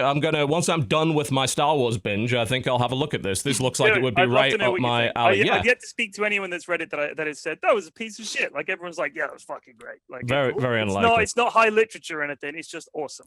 Indeed. So go and check out Audible. And you can check our free trial, get yourself a free audiobook at audible.com/cynical, and an unmatched library of audiobooks that will run and sync up on practically any device. If you fancy reading along, they have Whisper Sync with the Kindle, so you can use that with your Kindle app or with your Kindle device, which means you can literally read along with it. You can, one of the nice little features of the Audible app is you can increase the playback speed. You don't have time for this shit, you can play it back at double speed if you wish. I do that a lot with, in fact, I'm pretty sure most of my audience does that with my YouTube videos because they're far too long. So my mate does that with everything he watches. Every TV show, every recorded everything. He 2 to 2.5 to even 3 times speed with the subtitles on. Wow. So Yep. And do you know, and some people look down on audiobooks. Did you know, however, there was a recent scientific study published that actually said that your information retention and the way that your brain works with audiobooks is very similar, if not in some ways superior to the way that it work with a regular book. It actually stimulates the same areas of the brain. So it is a great way to listen. I don't often have time to just sit down and read these days, but the great thing about audiobooks is I can just have them running in the background while I'm doing something else. So it's a great way to use time, and the selection available here is phenomenally good. There you go, folks. Go and get yourself a free trial of Audible over there right now. Try out one of the books that we've recommended, or many, many more besides. They're all pretty damn good. We're going to a break, folks. When we come back, Dota and many other things besides, perhaps. Woo! I bet you Please can't not wait. just Dota, please. Oh, dear. We'll be right back, folks. Don't go anywhere. Ladies and gentlemen, welcome back to the Co-Optional Podcast. All right. Hello. Hopefully you all had a wonderful break. I got water and put it in a red cup because that's how I roll. That's very exciting. Everyone now thinks you're drinking Natty Light. Oh, Or my Natty, God. is it Natty Ice? Milwaukee's Best, I believe, is Yeah. what I... I'm not really up on my American crappy beers, I have to say. If you are somewhere, there is a college student who's like, Milwaukee's Best, shit. I was gonna say Pabst Blue Ribbon. I think where I grew up was like the That's been ruined by hipsters. quality shitty beer. Unfortunately, it's been ruined by hipsters, but, you know. I'm rocking a Coors Light tonight. Shout out to Coors Light, makers of Coors Banquet beer, still the best beer Coors Banquet beer. for banquets. Name That's- another banquet beer. That sounds suspicious. Also, Coors Banquet beer. Indeed. Let's talk a little bit about Dota. Of course, Pyrion, you're on the show. You play a lot of that. I played a little bit of it yesterday, and let's just put it this way. Feed me. Dodger's upcoming marriage is possibly in great peril because Strippin started playing Dota. And the Dota widows are a real thing. I've been married for a very long time, and I can assure you, my wife's been a widow ever since Dota came out. It's You know what's 5,500 hours in that game. I've got 5,500. I've never seen him play a game that typically inspires so much salt, and seen him for the most part just kind of like enjoy the game and not get salty. I don't know what's happening there. I mean, honestly, when you've played enough of it, you can get salty, but it never lasts. You just understand. It's like imagine if you're playing, I don't know, pick a sport. Let's say you play basketball with some friends or whatever, and you're playing in a league and it's kind of competitive, and you guys you're like, why didn't you fucking pass me the ball? I was wide open. Well, I thought I could make the shot. Well, you didn't fucking make the shot. Pass to me next time. When the game's over, you don't carry on. You don't go back to the locker room and slam the door. You fucking should have passed me the ball. You should just go, yeah, whatever. It's just the way it is. We were just in the moment. And Right. Dota's kind of like that. You're just in the moment. Sometimes you get salty. I think if you can carry that on outside the game, you've got a problem. But most people, I would say, who are mature enough to handle Dota should be able to just put a bad game behind them and not get salty. I'm very clearly not mature enough to handle Dota.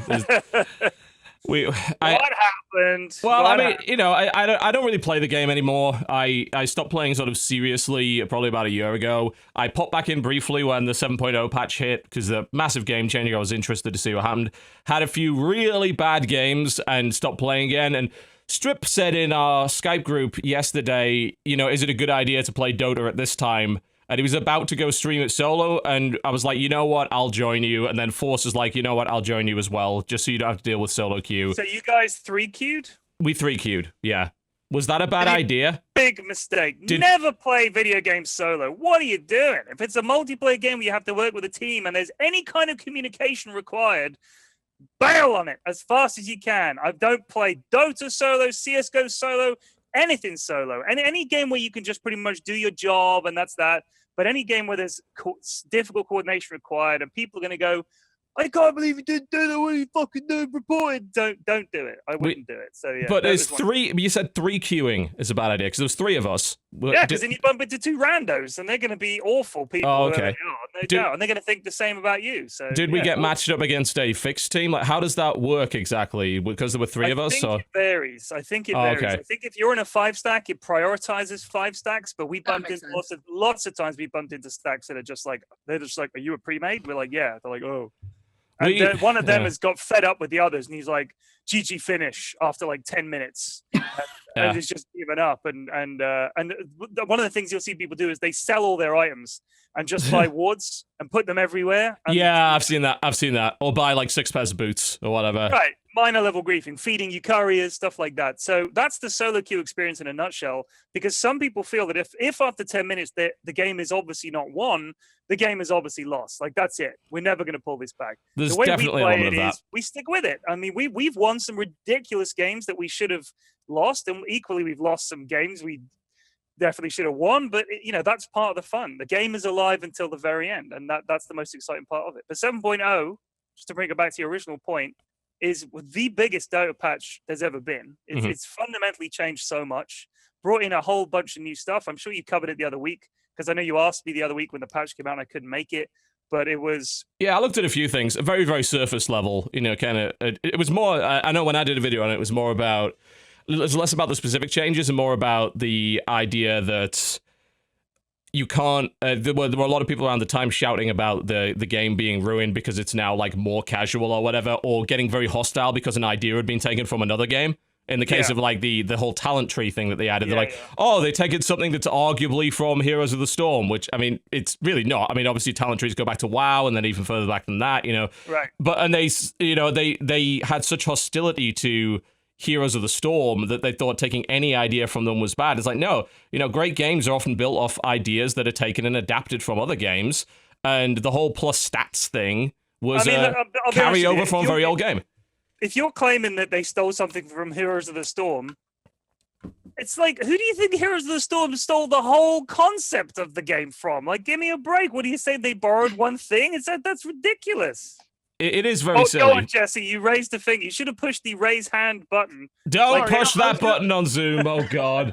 They just updated our client. It's bad. If you backtrack at all, everyone stole from StarCraft and Warcraft. Like, sure. Really? That's what the genre is. The whole thing's just stolen ideas. Ripping off Aeon of Strife. How dare you? That's what games are. I mean, that's what it is. It is. Exactly. It's totally how games are built. There's a reason that sequels in films are generally worse is because you don't want to see more of the same. Sequels in games is the opposite. You want to see more of the same, but better and improved. So if you can be like a faux sequel by basically ripping off a game and doing it better, people like, this is like so-and-so, but way better. And I've said this time and again, like, even getting onto the topic of, like, full-on rip-offs. I know when Paladins came out, there was a lot of that. Like, oh, this is ripping off Overwatch, and Hi-Rez just rips off other people's games. This became, like, particularly appropriate because the last 2 games they announced, they're basically using the Smite IP to make some different games. So they're making one that's kind of like a tactics game that's a bit like Duelist, and they're making one that's like Clash Royale. And people are like, you're ripping off. Like, but the thing is, like, I'm okay with that because I like the Smite world. I like the idea of I can use these gods from different mythologies to do that. That's far more aesthetically appealing to me. And it's a better theme than Clash Royale. Clash Royale's theme is units that were in Clash of Clans. Right. Like, well, I didn't play Clash of Clans, so I don't give a fuck about that. I just like the fact that it's a good game. If they can come along and make a better version of that, but with a theme I care about, I'll probably switch to that.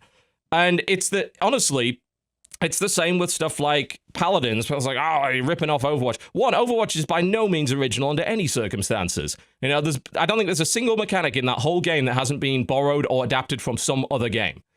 And it's honestly true of most games. Yes, of course it is. Game out there. It's a ridiculous argument, I think. It's also how genres are formed. It's like, oh, okay, we're only allowed one game that does this thing. No one else is allowed to do that now. Great, we would have never had first-person shooters or RTS or tactics games or anything like that if that were true. And honestly, if someone takes your game and does it better, that's your fault. Yeah, no one on earth would complain if a better Overwatch came along.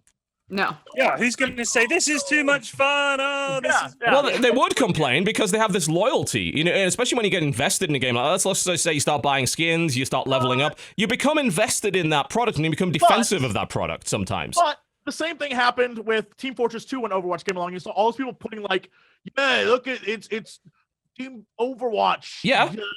And then the game came out, people were like, I'm gonna play that instead because I fucking love this game now. It'll happen. Like, that's just the way it is. People always get defensive and they see like, oh, this is actually better. What the fuck am I doing still playing that old game? And of course. Yeah. And I think the issue is they're terrified the user base is going to disappear for their game. So there's a lot of hostility. Yes, there's a lot of that in that. They're like I mean, there's a lot of games where the user base is diminishing and they're like, please, no, that's no good. That's rubbish. Don't do that. And you're like, they just don't want to have to face 10-hour queue lengths to get a match. So I can kind of understand it, but yeah. I was gonna say, just as like a shout out to Valve though, that when Overwatch was coming out, like they immediately acknowledged like we need to up our game. Yep. Like they started trying to figure out, okay, how do we put in a ranked mode? How do we add in some of the things that Overwatch is going to have so that we can, you know, at least try and compete? Like how do we add more to our game in response? And I was like, good on you guys, instead of just being like, ugh. I mean, Team Fortress 2 is still doing well. What I'm wanting to look at is the numbers for when did Overwatch come out last year? Was it like spring, March? Right? Yeah, something like that. There's been a decrease in users since Overwatch came out, but it's not been very large. You know, around when before Overwatch came out, the game was doing about 92,000 concurrent players, which is amazing, by the way. And the lowest point that it sort of dipped to after Overwatch came out was more like 70,000. That's still a shit ton of people. Like, Overwatch actually didn't take a big chunk out of Team Fortress. And that doesn't surprise me at all, actually, because when you create a game that people invest in, when they get a bunch of really cool items that they want to keep and they've spent money on the game, they're less likely to want to leave. This is why so many games are now including this persistent account level shit, because it keeps your users. It's about user retention. It's about keeping them playing. Dota is quite easy to leave because you don't have to pay to unlock characters, but it still has, I've still got all those cool items and announcer packs and shit. I've invested in that game, so it's harder to leave that game as a result. I agree, like the number of cosmetics you've got and everything, you could always trade them to someone else. That's true. Sell them on the Can't do that in most like games. that.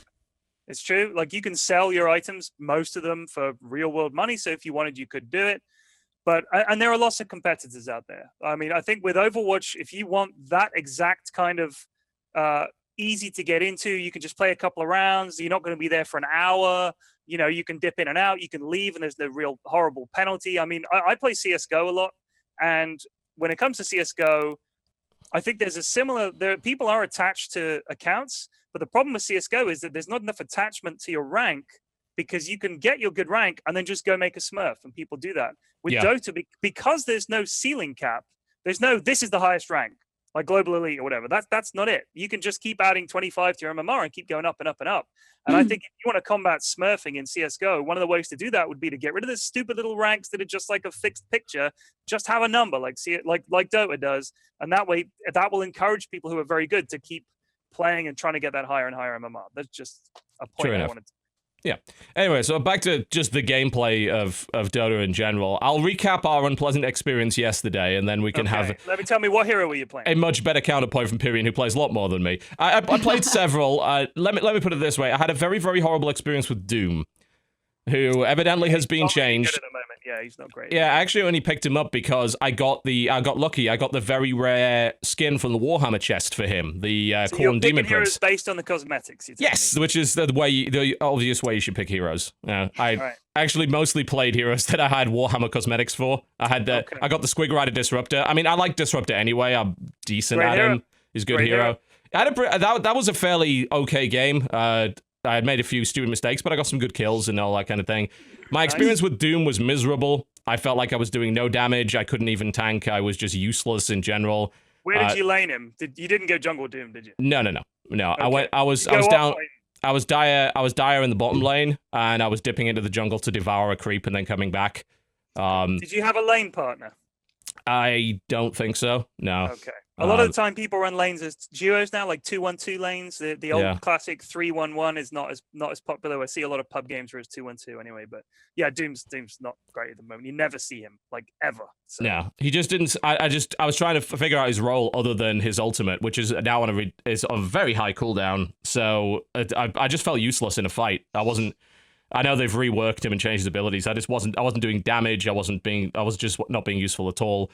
That was a pretty rough game. Play the new techies, TB. Play the new techies. He has an techies ability ruins the game for everybody, though. And then launches himself at the enemy, exploding, dealing half of his health, and he silences him at max level for 7 seconds. It's insane. That sounds horrible. Against him is amazing. Genuinely it's horrible. The best. I play techies all the time. Yeah, I had a decent game with Weaver. I played Weaver relatively well. That went okay. We lost every single game. We also somehow ended up with the same Spanish-speaking partner 3 games in a row. Same dude who was always, I assume he was complaining. My Spanish isn't very good. I'm not even sure how we ended up with him 3 times when we queued in as a 3-man team. But he didn't help because he was doing stupid shit and just insulting everybody. So that was... What MMR are you, if you don't mind? What if the whole time he was like, guys, I'm just so excited to be with such great teammates. You guys are like, this fucking guy. I'm fairly sure he wouldn't have used the word puta over and over again if that were true. But yeah, fair. Okay. Yeah. I don't know what our MMR is. There. You don't know. Yeah. I only have a solo MMR. I don't. Nesca, because he was hungry. My solo MMR was like 3.2. If you don't even have a party MMR and you're queuing into a could have been anybody. 3 of you into a 2, it's going to be a nightmare. Like, you want to try and get a 5 stack and get your roll down. I would say, if you haven't played the game in a while, play support, get back into it, and go as a roaming duo with someone else and just make everything easier. Like, help your team. That's the main thing. Don't try and solo offlane as Doom. That sounds terrifying enough as it is. I wouldn't do that. Yeah, get fucked, TB. Yeah, don't try to go solo, asshole. Oh, yeah, that thing. What an idiot I am. All my knowledge of the game, as limited as it was, is now completely irrelevant because they changed everything. That was fun. They did change everything. Everything. The map, the talents, a bunch of heroes got changed. New heroes, Monkey King, for Christ's sake. Yeah, it's all changed. Dota 2 is just genuinely one of the hardest games ever made, and a lot of it is down to the fact that there are rules upon rules upon rules upon rules, but then there are even more exceptions to all of those rules. And it's very arcane, a lot of it, because a lot of that stuff goes all the way back to the original Warcraft 3 mod, over 10 years ago, and those things are still in as a result. Like, if in most games, if you get a certain item that says it's going to do something, you assume that's what it's going to do. But in this game, let's take Black King Bar as an example. Like, in any other game, Black King Bar that says this gives you spell immunity for a few seconds, you would assume it gives you immunity to spells, right? Well, it does, except this spell, this spell, this spell, this spell, this spell, this spell, this spell, this spell, this. And there are so many exceptions to the rules that are put in there in terms of balance, it makes learning the whole thing a nightmare. Yep. There's so many combinations of abilities and heroes and weird exceptions to rules and strange circumstances in which certain things happen that don't happen any other time. It makes the game very, very difficult to learn. Yeah. And I mean, I remember coming in as a beginner, and it was utterly baffling, and there was so much stuff. And the thing is, I still go to events now, and backstage I'll see people who are incredibly good at the game, like pro players, ex-pros, analysts, and they'll be saying, does that go through BKB? How does that interact with so-and-so? What happens if you do this? And it's like this huge, never-ending experiment. And as they changed it, they're like, what range is so-and-so? Oh, no, they nerfed it. Yeah, they buffed it. So it's like, as you're watching the game, you'll see the casters will say, what the hell happened there? And then they'll have to say, all right, figure it out. They changed it. It's crazy. I mean, I've never played a game that changes and has that much in the first place. It's like an encyclopedia where you get to page 100, and then the previous 80 pages have all had changes. You've got to go back to the start, read all those pages just over and over again. So yeah, there's a lot to. You just got to play it. That's it. We run into that issue when casting StarCraft after a patch, and StarCraft, the changes they make are often way less extreme, and there's often far fewer exceptions to rules. Things are a bit more straightforward. But I'll tell you this. Yeah. If I go to like one of the pros and ask them, say, oh, what's the stat on this? They probably couldn't tell me. Like they just know how things interact. They don't know the numbers specifically. Right. Like what they may know that if you get +1 upgrade versus a 0 armor, one of the classic examples is +1 weapons to Protoss versus 0 armor Zerg means that Zealots kill Zerglings in 2 hits instead of 3, which is a massive difference. But if you ask them what the stats of the Zergling and the Zealot are, they probably couldn't tell you. All they can tell you is, in that situation, because that's the important fact, this is what happens. Because it's just information overload. It's nuts. There are so few people that can recall all of that. Yep. But we had a pretty miserable time. I mean, I'm glad that Strippin seems to have the right mindset. He was pretty salty when we were playing, but I think he may have been influenced by the fact that myself and Force were also salty, so... It's odd. Sometimes that is the case. If you're with a bunch of salty people, it, like, elevates... It can be, yeah. And sometimes... It never helps. You just gotta say, doesn't. hey, guys, let's be the team that sticks together. That's what I always say. Let's be the team that sticks together. Like Homer did on that episode of The Simpsons with the Pim Pals, where he said, let's be the team that supports each other, and we should all get t-shirts made up, and Mr. Burns can sponsor us for $500 and everything like that. Like that. Just be the team that sticks together, and don't get salty. It never helps. When does it ever help?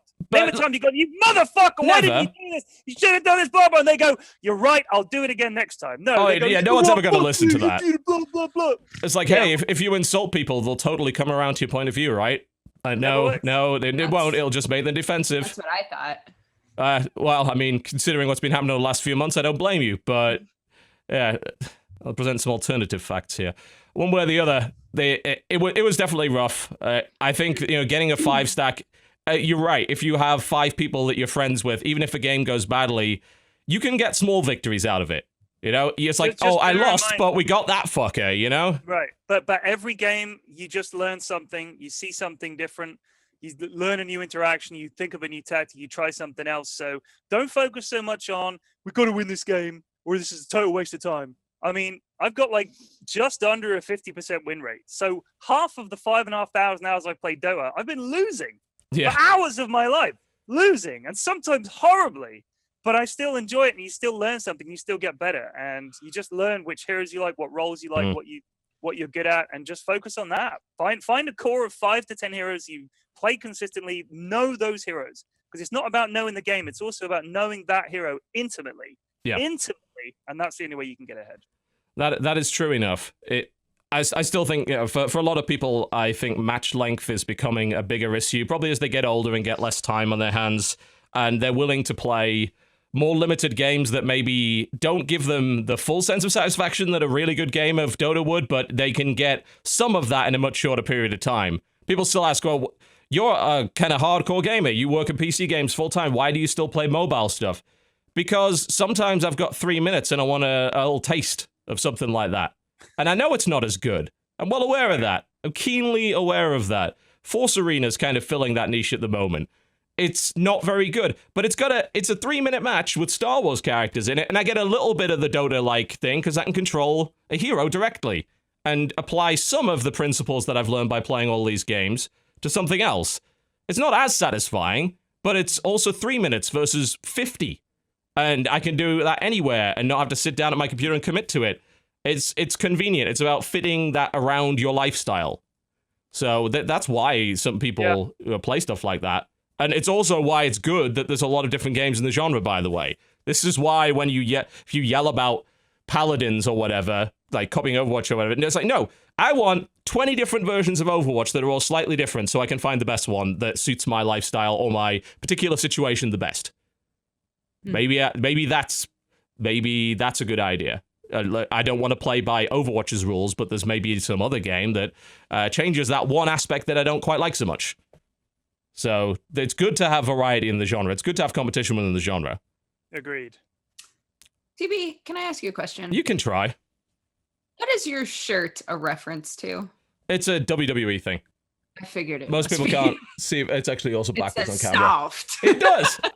There's a tag team in WWE right now called Enzo and Cass. They have a lot of catchphrases, and one of them talks in a sort of faux Brooklyn, bada bing, bada boom kind of accent. And one of their catchphrases is that their opponents, they have, there's only one word to describe you, and I'm going to spell it out for you. SAWFT, soft. Soft, as they pronounce it. That's become a big thing. The whole crowd chants it. It's a big catchphrase right now. They were one of my favorite teams back when they were in the developmental NXT, which is still like my favorite brand, and they're now up on Raw in the pay-per-views and everything. But yeah, I bought this t-shirt like while they were still down as a little team in front of 500 people. Now they're in front of like WrestleMania crowds and shit. They're really cool. Also, the big guy in the team is 7 foot tall and has a medical degree and is actually like a qualified doctor. Yet wrestles for WWE and kicks people in the face and is legitimately 7 feet tall. Can I just tell you that would be the greatest wrestler, a doctor who like, I know where your pain points are. Like, I will break you and then put you. Pretty back sure together. it's already been done. Any gimmick you've thought of, it's been done at some point in wrestling. Trust me. I saw a clip last week where someone was in that T-Rex costume wrestling. Great. In fact, there's an Israeli wrestling league where a T-Rex just showed up in the middle of a match. Oh my god, he's the doctor and he has a sexy nurse with him. Oh my god, that must have been done. How is this not a thing? Wrestling. I mean, hell, 20 years ago, the character who's now known as Kane, Undertaker's brother, everyone knows who Kane is, big scary guy, used to be called Isaac Yankem. He was an evil dentist. And his theme music was nothing but a dentist drill. That didn't last very long. Yeah, I bet. Any dumb shit you can think of, it's been done at some point. Trust me. How long ago? That was 20 years ago? I'm willing to bet that somewhere he has a lawsuit against Nintendo for Ash Ketchum. Because Isaac Yankem is very, very similar. Oh, dear. Last week, did you guys talk about Rise and Shine at all? No, I believe you've beaten it though now, so you can talk about that. Yeah, it's a neat little platform. Well, it's not so much a platformer actually. I'll let you explain it because I think people that look at it probably assume it's not quite the same game that it actually is. Well, it's like a side-scrolling shooter game. And the concept of it is you're inside of a world that's made up of video game characters or like spoofs on video game characters. You're given a gun that has infinity lives, basically, is the idea. Like, you're told you can never truly die. Like, anytime you die, you'll just come back to life. The gun grants you immortality. Yeah. Yeah. As you go through the game, you pick up like bits that improve the gun. The gun's name is Shine. You pick up bits that like improve it. And it was fun. I would say that I wanted it to get more difficult, and I also wanted it to be longer. That's what I was gonna say. It is a short game. I beat it in like a little over 3 hours, I think. And TV, I think, was saying that the shortest time somebody's beaten it in so far is 2. Yeah. That's like a short game. That's pretty short. Here's the thing and I don't know if this is your reaction to it, Dodger, but my reaction was not that it was necessarily short, but that it felt like it ended abruptly. Yes, absolutely. Because I honestly wouldn't have minded that it was short if it felt like it was a full thing. But it did feel like it was suddenly over. And I was like, oh. Yeah, you get to a point in the game where you're like, oh shit, this is when the drama starts, this is when it gets crazy, and then it's like, and then you beat it. It's like, game length. I mean, game length has always mattered, and obviously to like people who buy video games, if they spend X amount of money and then don't get as many hours as they hoped for that money, they're going to be a bit mad about it. But there is also the other aspect of how long should the game be? Like, is this game, does it outstay its welcome, or does it give you too little? That's a far for us, I imagine, considering, this is what we do for a job. That's far more important to us because we're not paying for our games most of the time. Yeah, I had the exact same reaction as Jesse, where you hit this like final fight, and I'm trying to say this in a way where it doesn't spoil anything, but like you hit this final fight and you start to feel like, oh my God, this is where it's going to get crazy. Because like there's story elements that we know, but the kid doesn't know. And then like all of this stuff just suddenly happens. There's a huge reveal. There's a massive reveal, and you're like, oh, this is it. This is the halfway point of the game or some shit. And it's like, actually the end of it. That's exactly it. It felt like it was halfway through the game. Yeah. And then it was just like, here you go. Here's the button to end the game. And you're like, okay. And then the game ends. Yeah, I can see that not being so great. I loved playing it. I had a couple of different points that I got stuck on for a little bit. Nothing ever felt so hard that I was like, shit, I'm going to be here forever, But it was fun, like switching between abilities and like, and I thought that the boss fights were well put together. It just didn't feel like a full game. Yeah. So that's what my disappointment was. And I particularly enjoyed what I'd call the puzzle shooting parts of it. There are different types of ammunition that can all do different weird things, and more often than not, in order to kill an enemy, it's less about your ability to like twitch shoot and more about you've got to plan a shot. Like there's one which I believe is sort of a radio controlled bullet, but you could only control it when it's in the very limited range of these transmitters. So for some shots, you've got to like aim it up here and then use the momentum of it while it's outside of that to carry it to the next one and stuff like that in order to make the perfect shot. That to me was what really interested me about the game. You know, there's plenty of run and gun side scrollers, but this game has elements where you have to be slower and plan things out a bit, which I like. It's also like aesthetically beautiful. Like the art is very good. I thought that it was a really nice looking game. Very colorful. I thought it was a nicely put together game. It just it felt like they ran out of time or they ran out of money to me. But that's entirely possible. I don't know. Yeah, it's just a weird ending. Like it's not a bad game. It's just it just like ended, and you're like, my first reaction was, okay, so maybe how do I say this? There are options at the end, and I thought like maybe I picked the wrong one, so I went back and tried to do it again, and it's no matter what you do, it's the same. It's the same. There's only one ending. Yeah. And then I looked online to see if there was other like story progression things, and it's just there's just not. So yeah, I felt like, oh well, I screwed up or it was my fault, but I'm glad to know that other people had that same reaction. Good. Okay. Yeah. So it may be the case that, you know, what is there is pretty good. If you're very much fixated on story, you may get some disappointment. And of course, maybe the price isn't right for you as a result of how short that game is. So keep it is very fun. Like the actual shooter areas, dealing with waves of enemies, that sort of stuff is very enjoyable. So it's hard to say like I wouldn't recommend this game because I did really, really enjoy it. I just wanted there to be more. Yeah. I mean, it's literally like 2.5 hours long, which is so weird that I don't know. I wish it was longer because everything that's in it is phenomenal.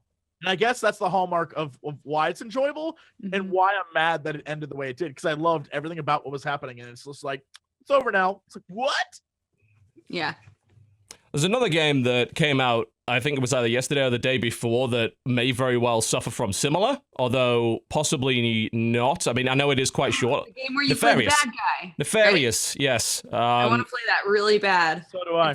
It's also apparently like a 3-hour game, right? Yeah, it's about 3 hours. It's got 9 levels.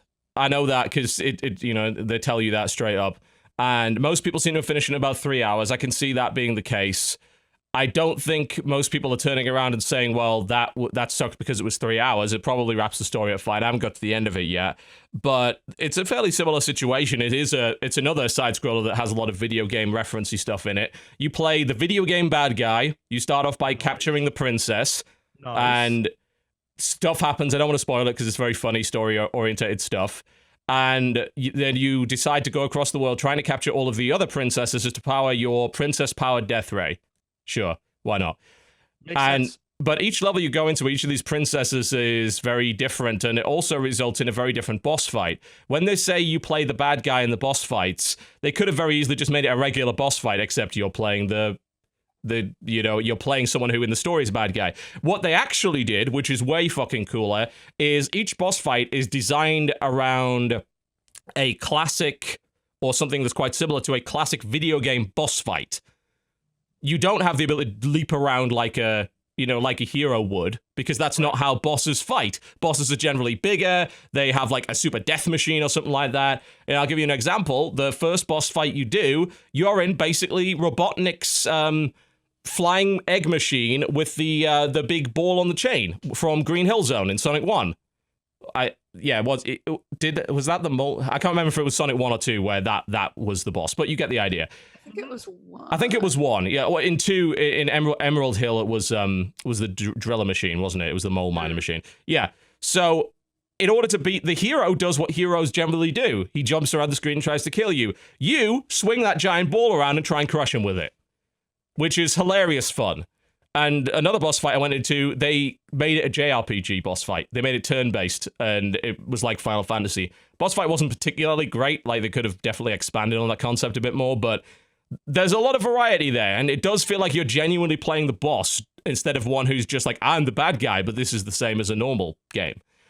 The playing through it, the levels is pretty cool as well. It's mostly standard run and gun platforming. You have a couple of abilities. You can grenade jump, and there's a few upgrades you can get. You can punch people, and you can upgrade your fist to do different things as well.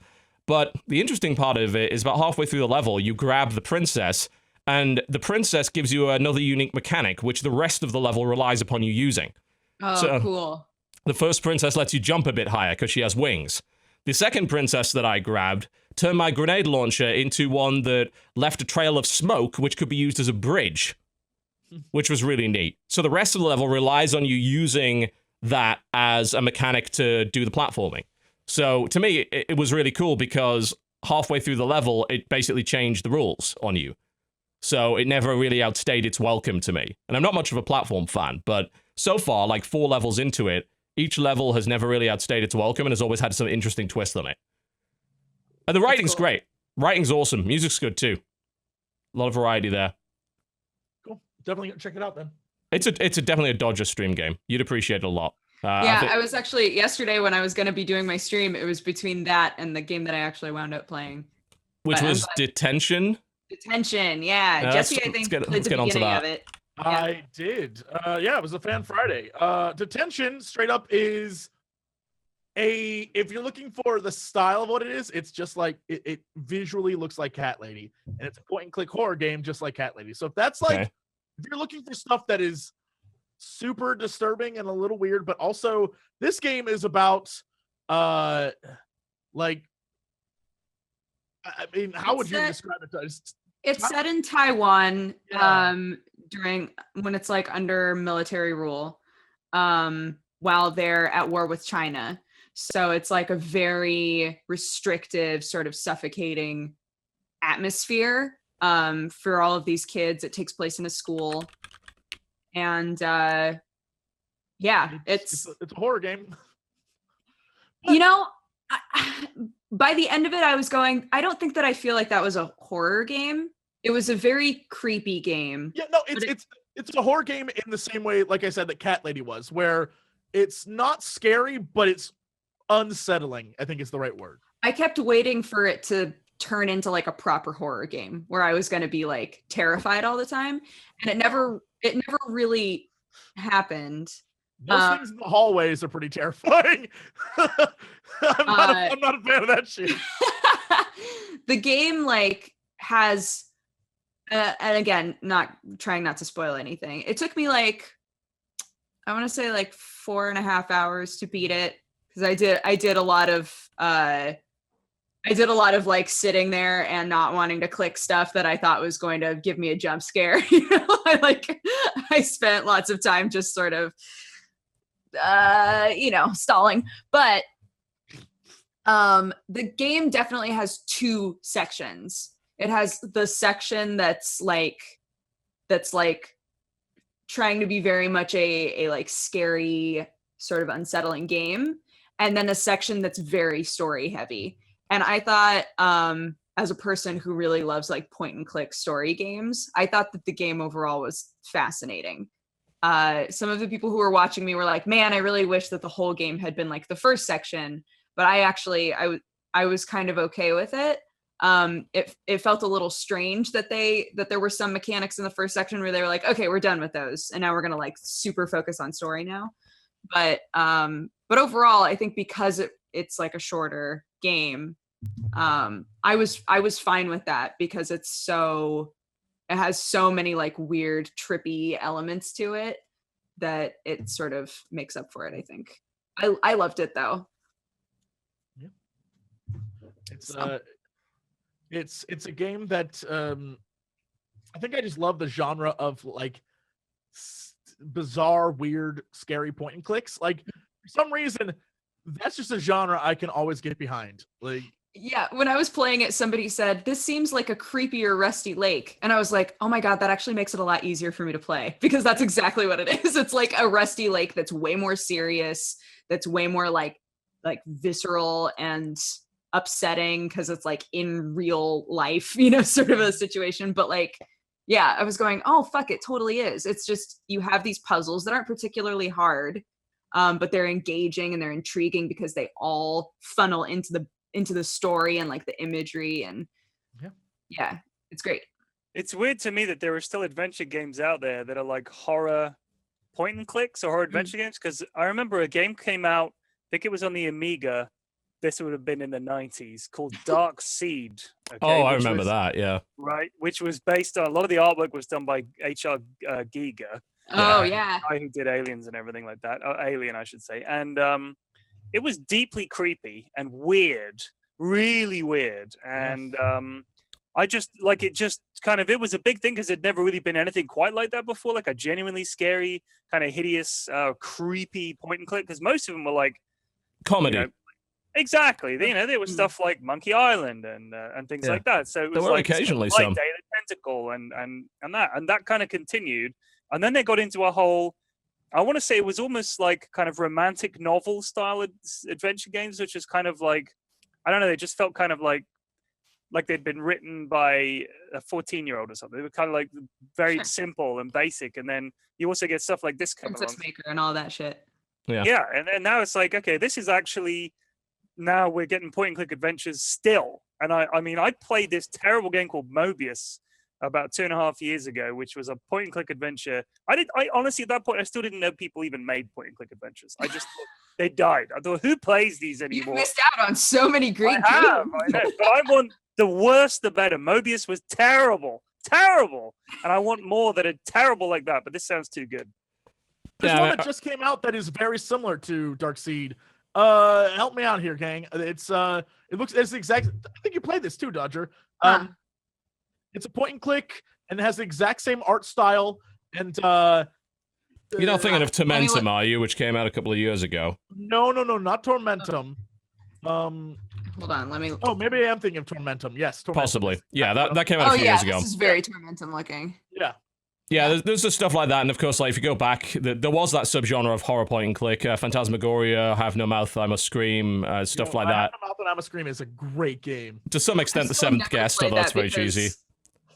Sometimes the warnings freak me out on those games when it's like, this game has extremely disturbing. Like, there was some really crazy shit in a lot of those. No doubt about it. It's interesting, yeah. I mean, point and click was probably like distilled down to its essence with a lot of hidden object games on mobile that were aimed at a very different market, you know.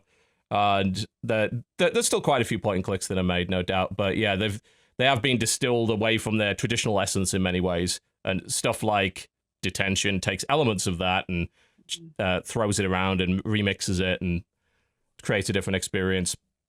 I would like to see more good point and click adventures. Developers who may be watching this, make me a good point and click adventure, please. That's not spooky. I feel like Jesse and I could put together a list for you. Yeah. Holy shit. Yeah, there's been quite a few. There's so many that are really good. Yeah. Okay. Cool. We have just a few more minutes before we go to break. If anyone desperately wants to fit another game in there. I wouldn't mind just mentioning one, which is it's an early access game on Steam, and we were talking about tactical and strategy games earlier.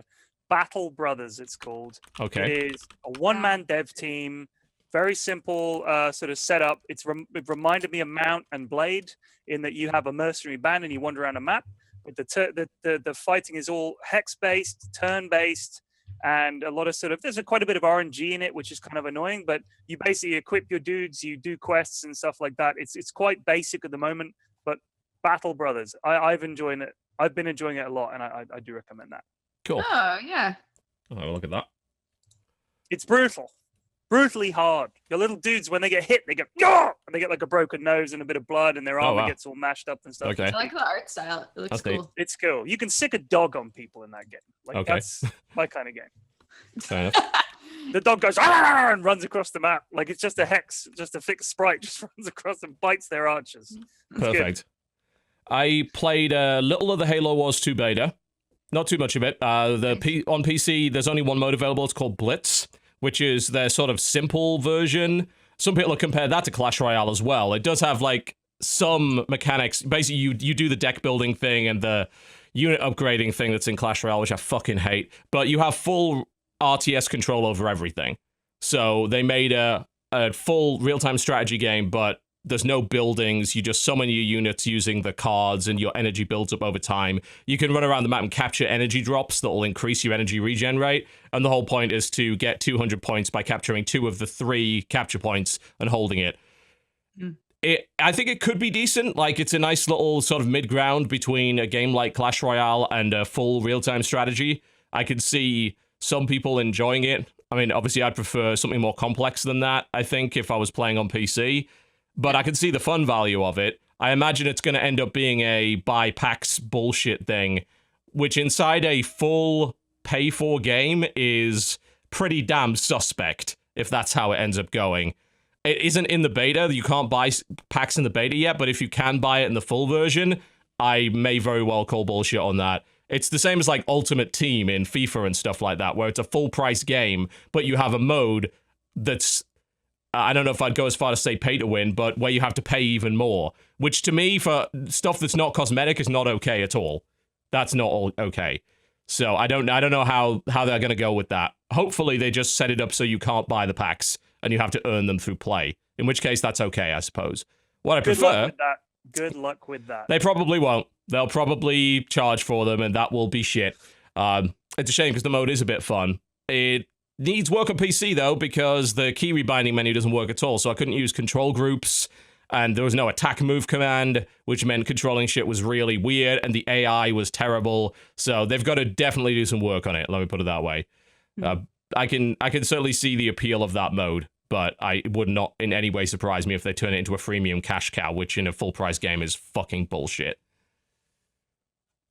As another, like, just momentary side note before we go to break again. The Antihero beta is available on itch.io. Oh, is it? Cool. Yeah, I enjoyed that a lot when I played it at PAX. Nice little one versus one. I played it a couple of times at different conventions, and I'm like, this game is so fun. So nice. Yeah, you can play the beta now. And if you pay to get into the beta, then when it releases on Steam, you'll automatically get a copy of the Steam version. So okay. That sounds good. Yeah, Antihero is really fun. We're sort of one versus one digital board game / tactics game involving thieving and using orphans to take over buildings. It's a very sort of... That's exactly what it is. That's very Victorian, by gaslight kind of thing. It's very enjoyable. Nice little game. Great art style as well. All right, let's go to break. When we come back, we're going to deal with a few little news topics and then look over the releases that are coming your way over the next week. You're watching the Co-Optional Podcast. Don't go anywhere. We'll be right back after the break. Ladies and gentlemen, welcome back to the Co-Optional Podcast. What a wonderful song by Miracle of Sound by the name of I Am Pudge. It's ideal. Perfect. Applicable. Indeed, I would say so. Very relevant. All right, let's get on to a little bit of news. There's a few sort of minor topics and one that's a bit more debatable, I guess.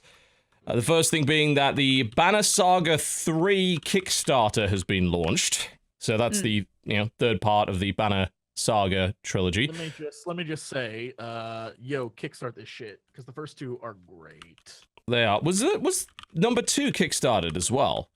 Have they all been? I know the first one was. The first one was. The second one wasn't. I don't think the second one was. Yeah. No, that's interesting. I mean, I backed the first one, and I'm pretty happy that I did. Honestly, it turned out to be a great game. This was one of the projects that was back in the heyday of Kickstarter, where nobody could do any wrong because we hadn't had a disappointment yet. The light yet. Yeah, we hadn't had a disappointment. To be fair, Banner Saga was not one of them, or some people did definitely say, hey, that one ended a bit abruptly as well. Although, thankfully, there was a Banner Saga 2, and now it looks like there's going to be a number 3. They've always, as far as I'm aware, said it's going to be a trilogy. So, it's kind of like that when you walked out of the first Lord of the Rings movie and you're like, well, that ended abruptly. It's because, well, there's 2 more, right? And let me tell I've got to tell the quick Lord of the Rings story because you've now brought that up. I'm sorry, it's got to be done. Go for it. Let me tell you the story of Geordie of the Rings right here. when I went to see Lord of the Rings, which was ages and ages ago, God knows, well, I was just a teenager still. Good God, it was actually that long ago. That's very depressing. But yeah, our entire family went to see it, which is rare because getting my dad into a cinema is like once in. Basically, it might as well be every time Halley's Comet passes, he might go to the cinema once. I think we've got him into 3 movies over the past 25 years.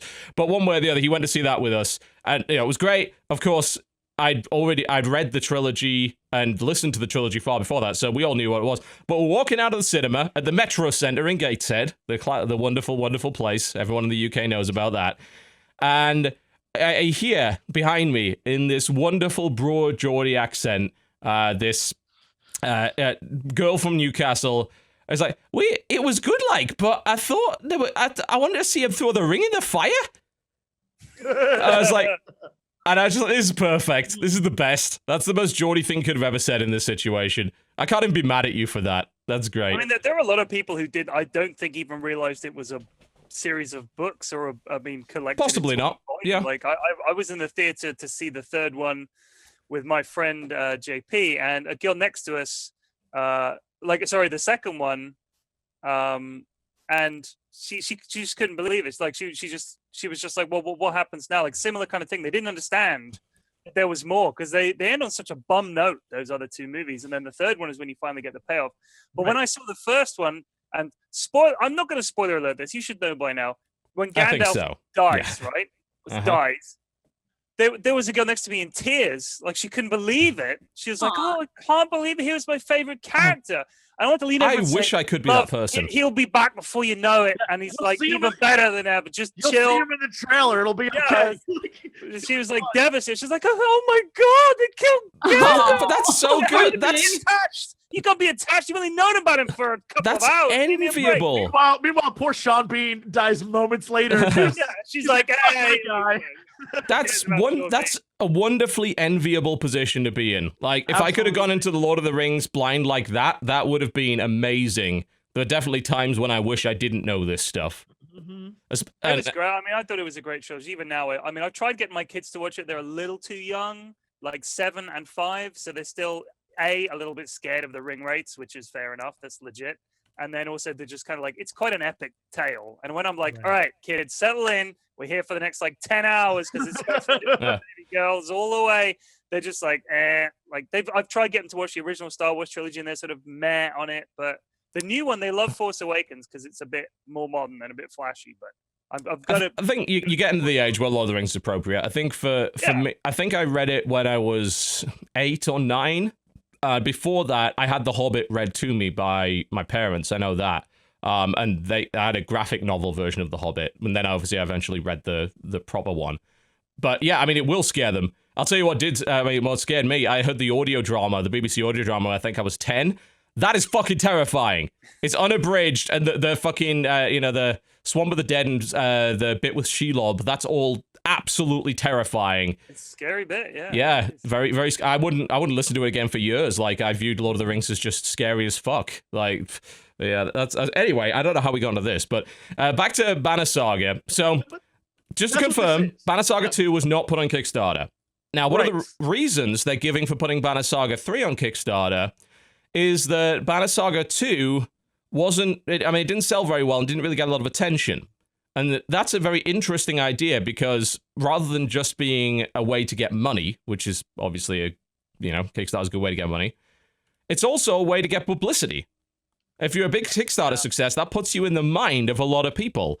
And I never really looked at it quite that way before, that Kickstarted games can often get a lot more prominence because Kickstarter is also a discovery platform, not just a funding platform. The perfect example of this is in chat. When you said Banner Saga 2, people were like, there was a Banner Saga 2? Yeah. I have Banner Saga 1, and I was exactly that way. I was thinking, I don't want to say anything because I look like an idiot, because I'm sure everybody knows about Banner Saga 2. But I didn't even know there'd been a second one. Like, that skipped me. And I love strategy games. Really good. It's really good. It is, and this is one of those things that they set it up as a trilogy, and I think just because the first one was so heavily publicized, and when it came out, you had all those backers, they were like, oh, well, we had the success of the first one, so all those people will be like, okay, we'll come back. But if anything, it proves that you are nothing without publicity. Yeah. Yeah, they like Kickstarter also doubled as that, right? Like it got the word out. And It so a absolutely lot did. of people just didn't know the second one existed. Yeah, I think that was very important because Banner Saga 1 was a big Kickstarter success, and there was a lot of writing about it as a result. A lot of publicity, a lot of YouTube videos. You know, we talked about it a lot on the podcast. So it got that visibility. And it's really interesting to see that Kickstarter actually does result in that as well. And they went down the funding it themselves route. And not only does that obviously cost them money, but it also put them in a situation where their game didn't sell anywhere near as many, and people didn't even know it existed. Yeah. So going back to the well, I suppose, is logical for them. But can you? If you've had a game that's been a success, can you go back to Kickstarter and say, hey guys, we want to make another one, and we're going to get you to Kickstarter it again? I don't know. I think it would be tricky. There are some examples of it working. Yeah. I mean, I'll tell you a few examples of it working. Outside of video games, this happens a lot with board games. There's a company called Cool Mini or Not that made a game called Zombicide. And they basically go back to Kickstarter every single time for their new games and new expansions. And every time they overfund hugely. And they're very successful. The thing is, that's because they have a reputation that everything they do is good. So people, they trust them. That element of uncertainty that is in Kickstarter disappears when you're dealing with a company like that because they've been reliable and they now have a pedigree. And if it's like that, though, it's not really like a Kickstarter.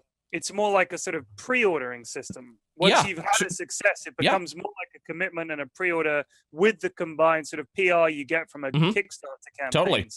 Yeah, that's interesting. Yeah, some people think that Kickstarter should only be used if it's as an absolute last resort. There's no other way to get funding. Obviously, some companies don't believe that, and really it is up to you as to whether or not you fund it. An example within video games where this funding has worked out well, Harebrained Studios have kickstarted several games. They're the folks behind Shadowrun. They're the folks behind the new BattleTech, which so far is looking pretty good. Yeah, I saw some preview sort of stuff about that. I played the alpha. Talking about upcoming games. Is it good? Very good. It's pretty much what I want out of it. Spoiler. Is it true to the board game? Has heat sinks and all the rest of it? Heat's a big deal, definitely. They put a lot of emphasis on line of sight. They put a lot of emphasis on using scout mechs to attain line of sight and stuff like that. Scout mechs move ground first. Forces, like the little tanks and dudes and yes, there are. They're also adding melee, which is really cool as well. Okay. Full disclosure, I did back that game for like $300 because I wanted that cool bomber jacket, and I got it, and it was good. But they've gone back to the well a couple of times. They crowdfunded Shadowrun Hong Kong after Shadowrun Returns. They didn't get quite as many backers, but Shadowrun Returns got 36,000 backers. Hong Kong got 31,000. And and Hong Kong is, I believe, viewed by most people to be the best of the 3 Shadowrun games they made. And it sold well too. So they've been successful using Kickstarter multiple times and going back to the well. I think a lot of it, especially when you're talking about board games and kind of niche games like strategy games and tactics games, there's something like Banner Saga, which is really kind of, it's not a game that has like broad appeal the way a lot of other games like say Overwatch or whatever obviously do. So I think maybe Kickstarter, people understand, I really want these kind of games to succeed because there's not enough of them. Like if you came in there with a big grand plan for some fancy sort of Overwatch beating game or something in that genre, you'd think, I don't know, man. Like, in order to do that, you're going to need so much money and all the rest of it. And something like Star Citizen, for example, would be like one of the outliers for that because they've come along with this huge grand vision and have acquired all this money. They've raised over $100 million. Like it's insane. Yeah, it's unique. There's no other game that's been quite like that in terms of how it's been funded and is being developed. Very strange. People are buying into the idea that the genre of game that they love, that they feel is underrepresented, might actually get a big game that's going to be sculpted by them. They can beta test it. They get all this access. They get to talk to the developers. It's going to, there's going to be back and forth, and you're going to get it just right. And it's really interesting because you're not hoping for one person to have some creative vision like a movie or a book or something, and you're going to enjoy it. You're hoping that you're part of creating something that's going to fulfill hours of your time playing this game for years to come. That's what people are hoping. So yeah, it's interesting the way people will back something more than once. Even if the first one was a success, they'll be happy to come back again. Yeah. So I mean, I don't think it's a terrible idea. I wouldn't mind I wouldn't mind funding it. I think it's a reasonable bet. They have a pedigree. Both the previous games were good, and their reasoning for going back to that well is a good one. I don't think there's no hard and fast rule that says you can only kickstart your first game, and then everything after that has to be funded by the profits from the one that you just did. Right. If you do that, sure, I respect that. Fine. But you don't have to. Ultimately, it's consumer choice. If they want to buy into a Kickstarter, that's up to them. And be on their head be it. Yeah. And also, I mean, anybody who would have a problem with that, they obviously did that with Banner Saga too, and it didn't sell as well. No, it didn't get anywhere near as much publicity. And people didn't care about it, even though it was, from what I've played of it, I haven't finished Banner Saga 2 yet, but in every way, Banner Saga 2 is superior to the original. Better than the first one, yeah. Yeah, but nobody fucking paid any attention to it. So look, they already got my money because I played 2 of these damn games and I need my conclusions. So I'm in on this story adventure. It's good. It's a good story. So make it happen. I'd have to see if they've got a good reward. I only kickstart video games these days on the basis of a good physical reward. A bomber jacket. It has a literal contract woven into the inside of the jacket lining Fucking episode. that specifically says that it gives specific guidelines for ransom if I'm captured. God damn it. A bomber jacket. I just want to say. It's a fucking I paid awesome bomber $300 jacket. for a video game and a bomber jacket. I paid it for the bomber jacket. I don't give a fuck about the video game. The video game's a bonus on top of that. It is one hell of a it's like I would have said I backed Wasteland 2 for the lunchbox, but that's not really true. I backed it for the NPC in the game that you could shoot in the face with a plasma rifle and kill. But yeah, I only back video games on the basis of physical rewards these days. It's just there's no other point otherwise. Too many disappointments. Fuck. I was a backer of Starlight Inception. I've been burned. That was shit. I'm never. I'm trying to think of the games. I backed a game like 2 years ago that still hasn't come out, and I follow them on Twitter. I'm not going to name shame them, but why? I backed them and I was like, Star Citizen is what you're saying? no, no. It does have Star in it. Star Mazer is the name of the game. Oh, interesting. Okay. And it looks like. I've seen some stuff about them releasing soon. Yeah. Yeah, it's meant to be out soon, but holy shit, it's been a long old time. I tell you what, I've been waiting on this thing for a long time. And, I mean, at least it's coming out. You're in a better position than a lot of people. Than some people, yeah. Where it's just vanished with the money. That's true. Yeah. Can I just say this? Star Citizen keeps coming up. Can I just interject on the Star Citizen thing? And I know there's a lot of cynicism regarding it because it, the whole, oh god, best game ever sort of thing is obviously unrealistic, and yeah, it could end up being a bit crap. But here's the thing. The comparisons to No Man's Sky are bullshit. You want to know why they're bullshit? Because No Man's Sky hid everything before launch and lied about a bunch of shit and then came out and ended up being shit. Star Citizen is the most transparent development I have ever seen of anything. There is so much one, you could go play it right now and you can see the exact state it's currently in, because you can just go and play the alpha, and the amount of information they put out on a weekly basis. They make videos, they stream, the developer blogs are like 5 fucking pages long a day. Emails every week from them. There is no game in history that has been as transparent with their development and where they're going with it than Star Citizen has been. You can play it, they show it all the time, they are completely open with their process. So no, yeah, it might end up coming out and being shit, and the people that throw thousands of dollars at it, well, I think that's kind of foolish, but it's your money, you do what you want with it. But I refuse to allow it to be compared to No Man's Sky. It's the polar opposite situation of that. It's a stupid comparison. We know exactly what Star Citizen is right now at this very moment. We do. It's all out there. Yeah, but are the worlds procedurally generated? I fucking hope not. Can I make basic things that I need in order to keep playing the game? I don't know, but that sounds a highly entertaining mechanic. Maybe we should. You want to fly to a planet to get fuel, to fly to another planet to get fuel, to fly to another planet? That sounds like a great idea. Whoa. Let's do that. That's it. That's exactly the game we've been looking for. Perfect. I never played No Man's Sky. The moment I heard all the bullshit about it, It's a waste of your time. Don't. Yes. It's shit. Don't do It's straight up bad. And I look forward to it like everybody else. I mean, the thing is, I got Elite. I got the new Elite game. Is it Elite Dangerous? That's what it's called, right? Yeah. And I bought a joystick, which is up there on my shelf somewhere gathering dust. And I just found it too complicated to even do simple shit like go from one space station to another. So I was like, this feels like I've taken a drive, but in a car I've never driven before. And It's really complicated, and people are going to try and run me off the road, and it's very it's too much. It's too much, so I just gave up on it. It's a very immersive sim. Citizen is going to be a bit more casual, perhaps, but I mean, it seems like there's a few different ways to play Star Citizen, with different elements to the gameplay. So I don't know. It's I haven't have to perform like 30 buttons and get the ship just right no. But then again, some people love. I mean, I'm going to be honest. When I did play Elite, and I didn't play a lot of it. I mean, fuck, I played the original Elite on BBC Micro. Of course, I've still got my 5.25-inch floppy disk that has a cigarette burn on it with the original Elite. But then you said to line up with the Oblong, and that's it. That was now an impossible. Fuck you. That was now an impossible. I crashed my ship constantly. Hey, you gotta get good at that. I cheated to get a docking computer so that I could do that. It's not okay.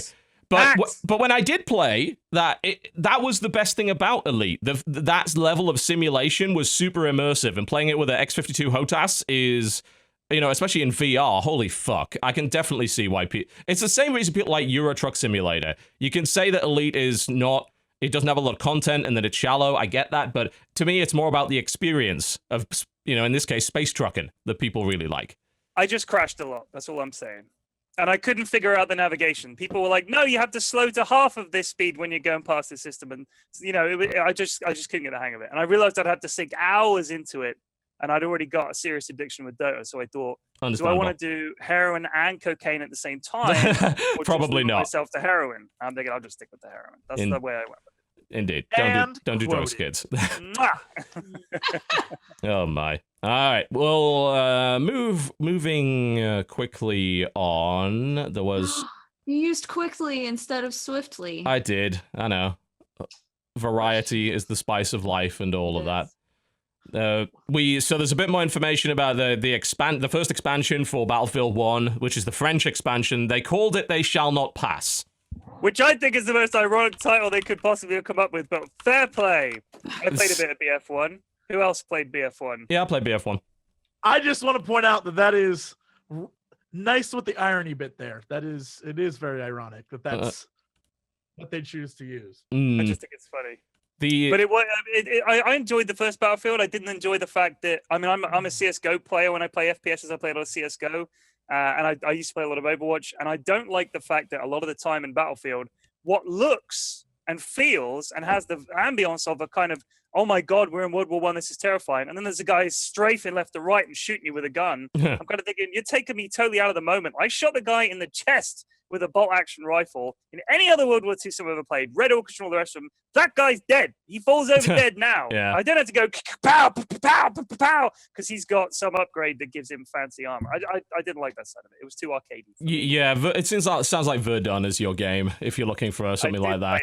Not enough players, but there is a new Red Orchestra game coming out. The guys that made Red Orchestra are making a Vietnam game. Yeah, that Rising Storm 2 or something like that. Yeah, I like the look of that. What I've seen in the video so far has been good. The guy who made Insurgency is also making a World War II game. I tried a little bit of that. I think, did they call it Darkest Days? Darkest Hour, maybe. Yeah, I played a little bit of the multiplayer shooter. Basically, they took Insurgency and kind of made a World War II version of Insurgency. Insurgency, by the way, is a very good, but reasonably realistic. It strikes that nice balance. It's a simcade game. It strikes a nice balance between realistic and immersive military stuff and not being too hard, like not needing 50 keys like armor or whatever. Yeah. I was played a lot of it. We had an Insurgency server when I streamed for a while, and we'd get a bunch of viewers in, and we had our own server, so we'd have everyone against everyone, and it was great, and it was a lot of fun. And you die a lot, but you respawn, and there's quite a lot of action around taking the points and stuff. But it's very tense. It is very tense, and you've got a variety of weapons, and they all actually have a use. And I think they did a fantastic job with Insurgency, a lot of fun. But I've started playing Squad. Yeah, I've heard about that. Which is, if you're looking for the balance between a game that's like casual, like Insurgency or something like that, which is a bit too casual maybe for some people, but maybe they've tried Armor or a Mil Sim and they're sort of like, Jesus, this is hard work. Squad is the game for you. It is a ton of fun. And it's got things in it like squad spawn points, which are a thing that Mil Sim normally looks down on, because they're like, no, you have to spawn at the main base, because how could you spawn out of a backpack?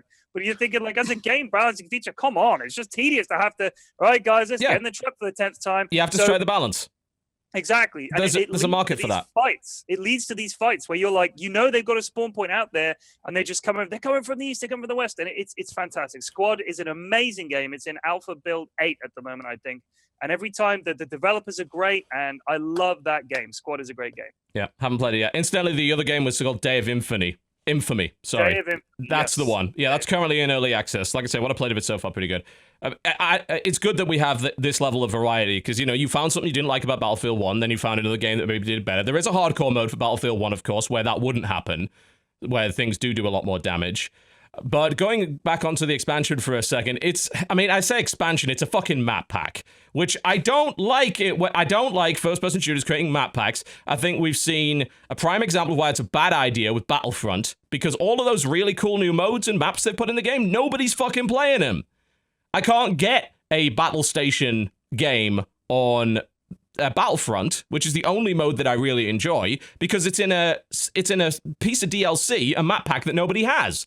So there's not enough players. You're splitting the player base. I mean, with Battlefield, it's not so big a deal because they have a lot of players, sure. But eventually, it'll get to the point where that is a big problem. So map packs are stupid. Don't do map packs. But wasn't this like the thing that's were you saying Battlefront as in the Star Wars Battlefront game? Yes, Star Wars Battlefront. So you want to play those maps and people just don't have it. They just keep for the default games. The only time the cheap package. The only time you can ever play Battle Station mode is on a free-to-play, like when they do a free weekend where they give everyone access to all the DLC. That's the only time there's ever a good queue for that mode.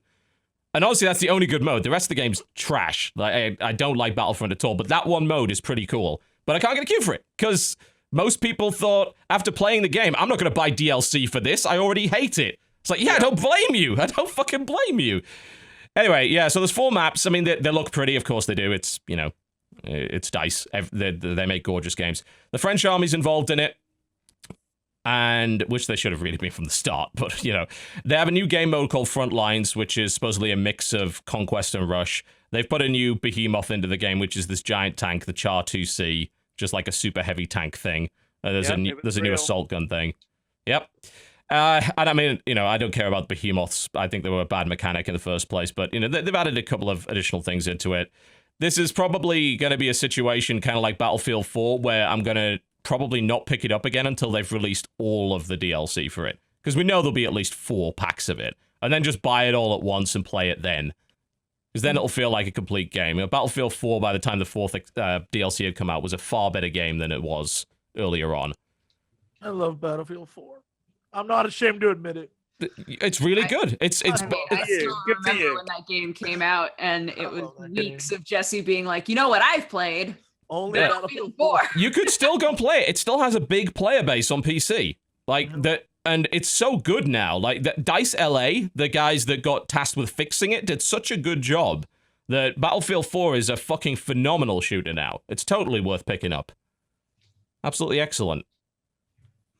So yeah, that's been announced. And oh, by the way, anyone looking for tactical stuff, SWAT 4 just got released on GOG. One of the best tactical single-player shooters ever. SWAT 4. If you're looking for a kind of Rainbow Six single-player experience, SWAT 4 is about as close as you can get. So that's finally come out in GOG, so that's a big deal. Go and have a look at that. Cool. I mean, I think outside of that, there's not a huge amount of news. There's been obviously a drip feed of more Switch information. What was that, Jesse? Resident Evil. Well, I mean, that's not news. It's out. We know that. It is news because it is the best one in fucking years. A lot of people have said that. All right. Oh my god. Yeah, come on. Tell me why is Resident Evil 7 okay, good? So one thing, first off, it's first person now, so it's totally different in that. But it is, imagine taking the same insane things that happen in other Resident Evils and putting in first person. So the best example is there is a room with a shotgun on a pedestal. If you remove it, a door closes behind you.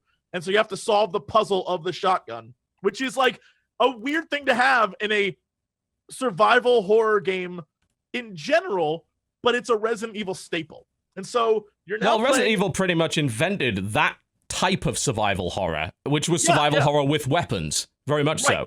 And so you are now playing Resident Evil first person, but just like Resident Evil 1, it's a contained sort of environment but it's so hard to describe. It's Resident Evil, but not Resident Evil. It's like it's a Resident Evil game wrapped in the package of something totally different and unique and scary and bizarre and weird. But sounds a lot like Resident Evil 4. Every time you do something, you're still playing. You still know you're playing Resident Evil. It's like it's such. I don't know that innovative is the word because clearly all of it's copied from other things. But in this space, in the Resident Evil space, it is a reinvigoration of the entire franchise. I can't talk about much without spoiling a lot, but I will say that the first hour is a game changer. Like, it's fucking bonkers. It is really next level, and it's phenomenal. It's phenomenal. The last Resident Evil I played was, I think, Resident Evil 2 on maybe the PS1 or the PS2. Will I be completely lost by the story in Resident Evil? No. Here's the thing I will say, because this is the biggest question we had. It's like, how do the stories connect? And there is a connect, but this is definitely I don't know that I would have called this Resident Evil 7. I would have called it I think Resident Evil Biohazard with no number is the perfect name for this. Like, I don't think it needed a number because it doesn't. You feel it's series adjacent, sort of. Yeah. Resident Evil 6 goes way off the reservation, but it's not. It's not like it takes place after that. It's it's in the same world, 100% involved in what's going on, but it's not. You're not like Chris Redfield going through a old farmhouse. There's something else really crazy going on here, and it is phenomenal. It's really genuinely horrifying and creepy and bizarre and weird, and then at the same time you're still doing Resident Evil things in it, which is they nailed it. They 100% nailed it. It's phenomenal. Had phenomenal reviews and great reception from people so far. I'll also say that I have no intention of playing it because I don't like horror, but the PC version is really good. Capcom's been pretty much nailing it with PC stuff lately. A lot of options, very customizable, runs very well. Great port. It looks happy scary. About that.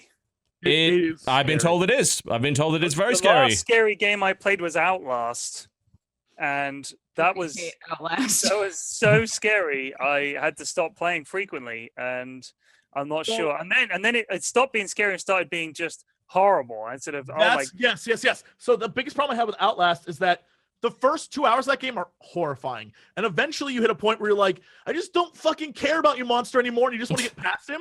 Yeah.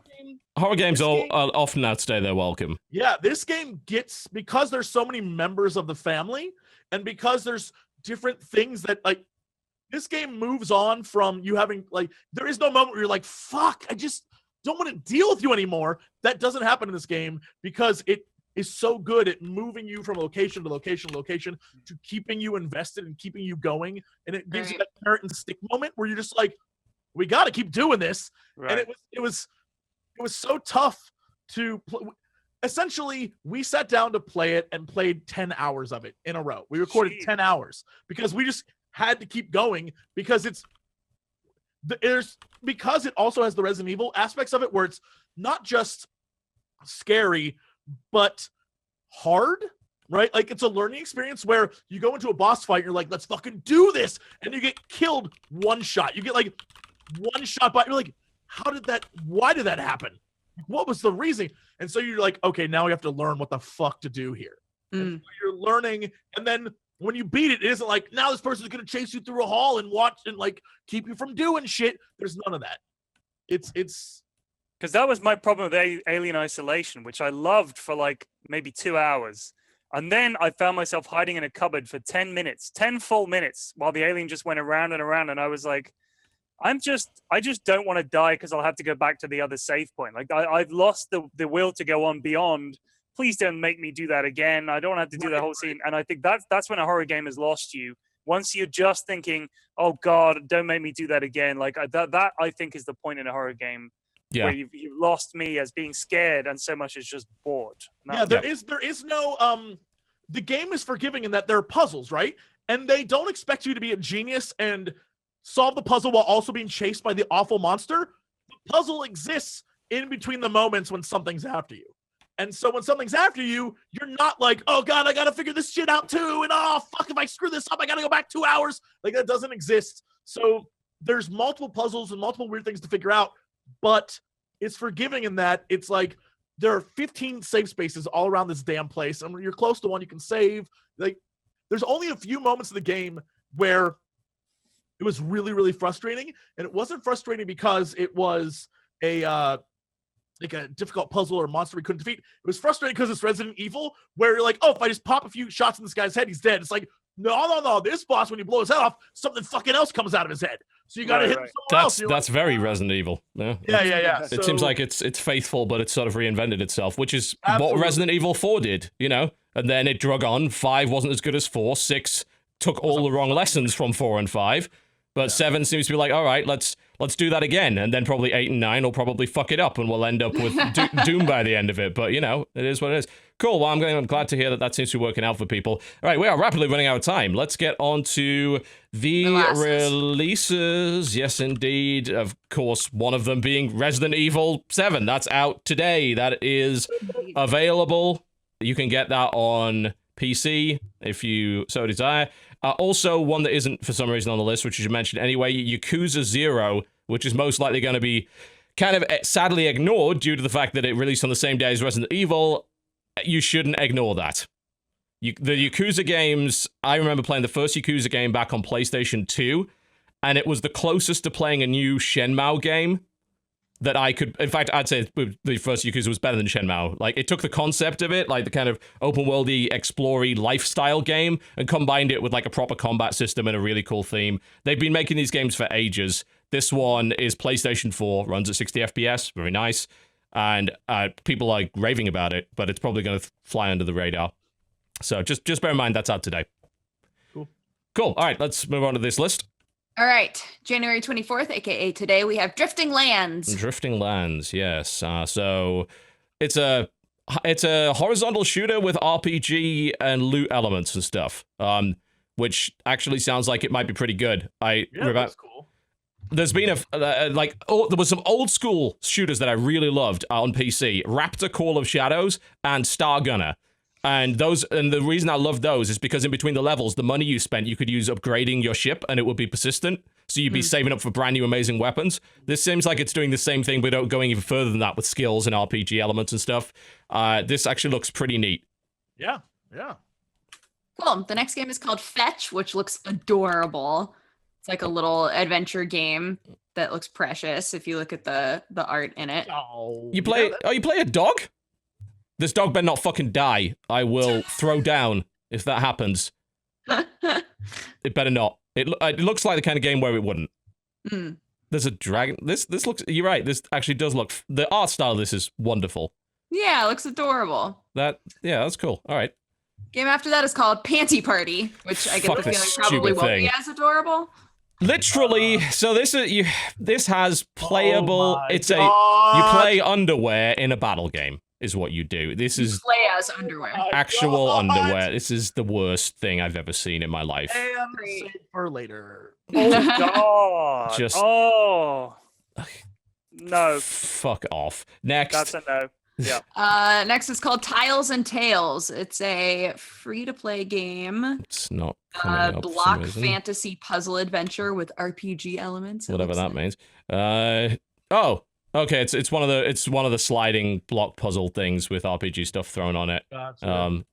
Which, I mean, I don't mind those when they're well put together, but there's never been one as good as Puzzle Quest. They make them too simple these days. Fucking original Puzzle Quest, best one of these. They've never been topped. The game after that is called Ray Gun Commando VR.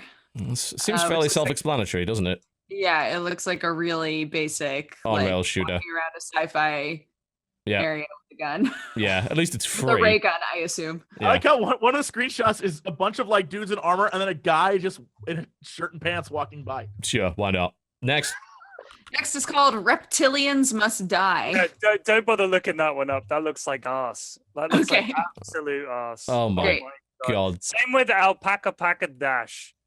I mean, look at it. These are all games that I would breeze over in the store. Oh my goodness. We run into a lot of those in this show. We spend most of our time riffing on them. Well, the next game is called Enter VR. Is it's it a what? crossbow tower defense game. Huh? What? Where are you? Oh, yes. After Okay. reptilians must die. Okay. Enter All right. VR. All right. Sorry, I was confused by what Pyrion had said. I thought we'd So- skip I know. past that. Yeah. Going All ahead right. Because and just Pyrion trying to jumped find a good ahead one. doesn't mean we're going to. Pyrion is This game ruining is the show. a We know that. dollar. Like, how good can it be? It's $1. Oh my goodness. This looks neat though. Yeah. I mean, it's tower defense and sort of shooting things, but I have to admit, like art style wise, this is quite cute. Yeah. Yeah, it looks really cute. All right, what we got? Yeah, I'm into that. Okay. Resident Evil 7, Fast- of course. Yeah, Fast and Curious. What is It's a no. It's a no. is it? Fast, too It's curious. an online local video game with funny and addictive gameplay. Yeah, but what is it? It's a fucking block fall thing, isn't it? I'm skipping through the video trying to figure out what it is. It's Great. I think you're racing somebody to try and go down as quickly as possible. So it's like kind of like reverse Tetris or something like that, I guess. Okay. Well, skipping over Alpaca Dash. Okay, we will skip That's over fair. Alpaca Dash. Just a Um, suggestion. Siege and Destroy is the next We game. probably should have skipped This- over this one as well. Yeah. This looks like it was made in also doesn't look 1992. great.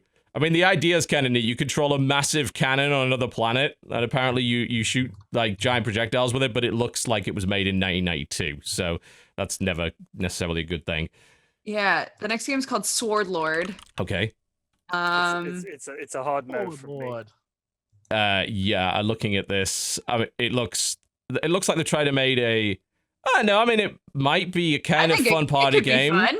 It seems like it's just a 1 versus 1 duel thing where you're swinging your sword around your head and trying to kill the It's- other it's guy. only Here's the problem. It's only single player.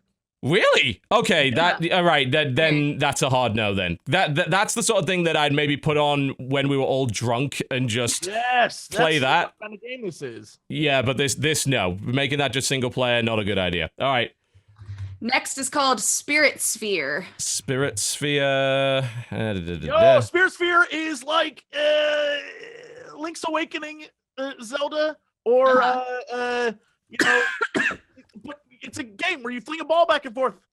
It's actually really, really fun. Oh, great. it's Zelda crossed with Windjammers. Yes, it's Oh, super nice. fun. That actually does look like it has some appeal. I have to admit. Yeah. Okay. You should definitely. I recommend it if you have friends and you want to jam balls at each other with like Always. Link. This is the game for you. This actually looks pretty sweet. Yeah, I was initially put off by the aesthetic, but now I see it in motion. This actually does look pretty great. Yeah, it's cool. Cool. God, there's so many anime games on this list. There really Always. are. Next is Go called on. My Pet Rock. Please tell me it's not exactly what it sounds like. No, it's not. Tower defense space game. Oh my god, this description sounds like a list of buzzwords that were just put together for search ranking. My Pet Rock is a top-down planet defense with roguelite, bullet hell, and arcade elements. You are tasked with defending a rock against endless waves of miners and other hostile enemies. With Dark Souls like elements. Yeah, it's like with RPG elements and VR, and yeah, it's a sort of it's a kind of defense game. And I mean, there's obviously a lot of those, so it's got pretty stiff competition. Oh man, this next game looks awesome, but apparently it's buggy as fuck so far. It's early Okay. access. It's called White and Lore Dream Okay. Time. All right. Be sure it looks awesome, because I looked at the same game you did. Are you Yeah. 100% sure? It looks great. You play a No. big ol' animal. You're a I mean- totem animal. You play like a walking, fighting bear. Like, how does this not look potentially awesome to you, Pyrion? How cynical have you got over the Really? years? Oh no, I can Look tell. at straight it! away. I know exactly what it's going to be. Right It's out of the it's Mountain Blade with bears. how is that a No, bad what are you thing? talking about? How is that Mountain Blade with bears? This looks I mean, like a pile of wank. Bits of it look a bit like Mountain Blade. Bits of it, kinda. It's for, Yeah, but, it's for furries. It's You're a for furries. badass bird. It's for it's for furries. Some of the best games of all time have had animal antagonists. Don't dismiss a game just because it's got animals in it. It's for furries. I've dismissed all the anime stuff, all the furry Oh stuff. my That's it. God. Oh god, then this list is gonna be terrible. Good. Make him is. suffer. So Make far, so this bad, man I'm telling you. suffer. Okay, the next game is called Tracks of Triumph Good Old Times. Okay. There are several versions of this game, apparently. Just only good old times. It's the That's third only game in one. the series. It's a top-down shooty game. Yeah, basically. It's just a top-down tank twin stick by the looks of it. Cool. The next game on January 25th, we have Hef, H-E-P-H, and no, it's not about Hugh Hefner. That's a shame. I really hoped it was. You are alone. You have to get the ship home safely somehow. It seems like a third-person game with a bit of like resource gathering and crafting in it. Yeah, you're fighting on the ship and things out in space too. Oh, all right. It might be okay. It looks very ambitious. I'll give it that. Oh my god. Okay, next. I can't wait to see what he's found that is making him react this way. All right, but Super Pixel Smash is the next game. I mean, that's just a VR like paddle game, basically. Yeah. Next. Game after that is called Ellipses. Ellipses. That sounds like a puzzle game. No, it's not. It's an avoid 'em up, a minimalistic avoid 'em up. So, in other words, you're just going through levels avoiding shit. It looks very like Geometry Wars-esque, only without all of the interesting parts of Geometry Wars in it.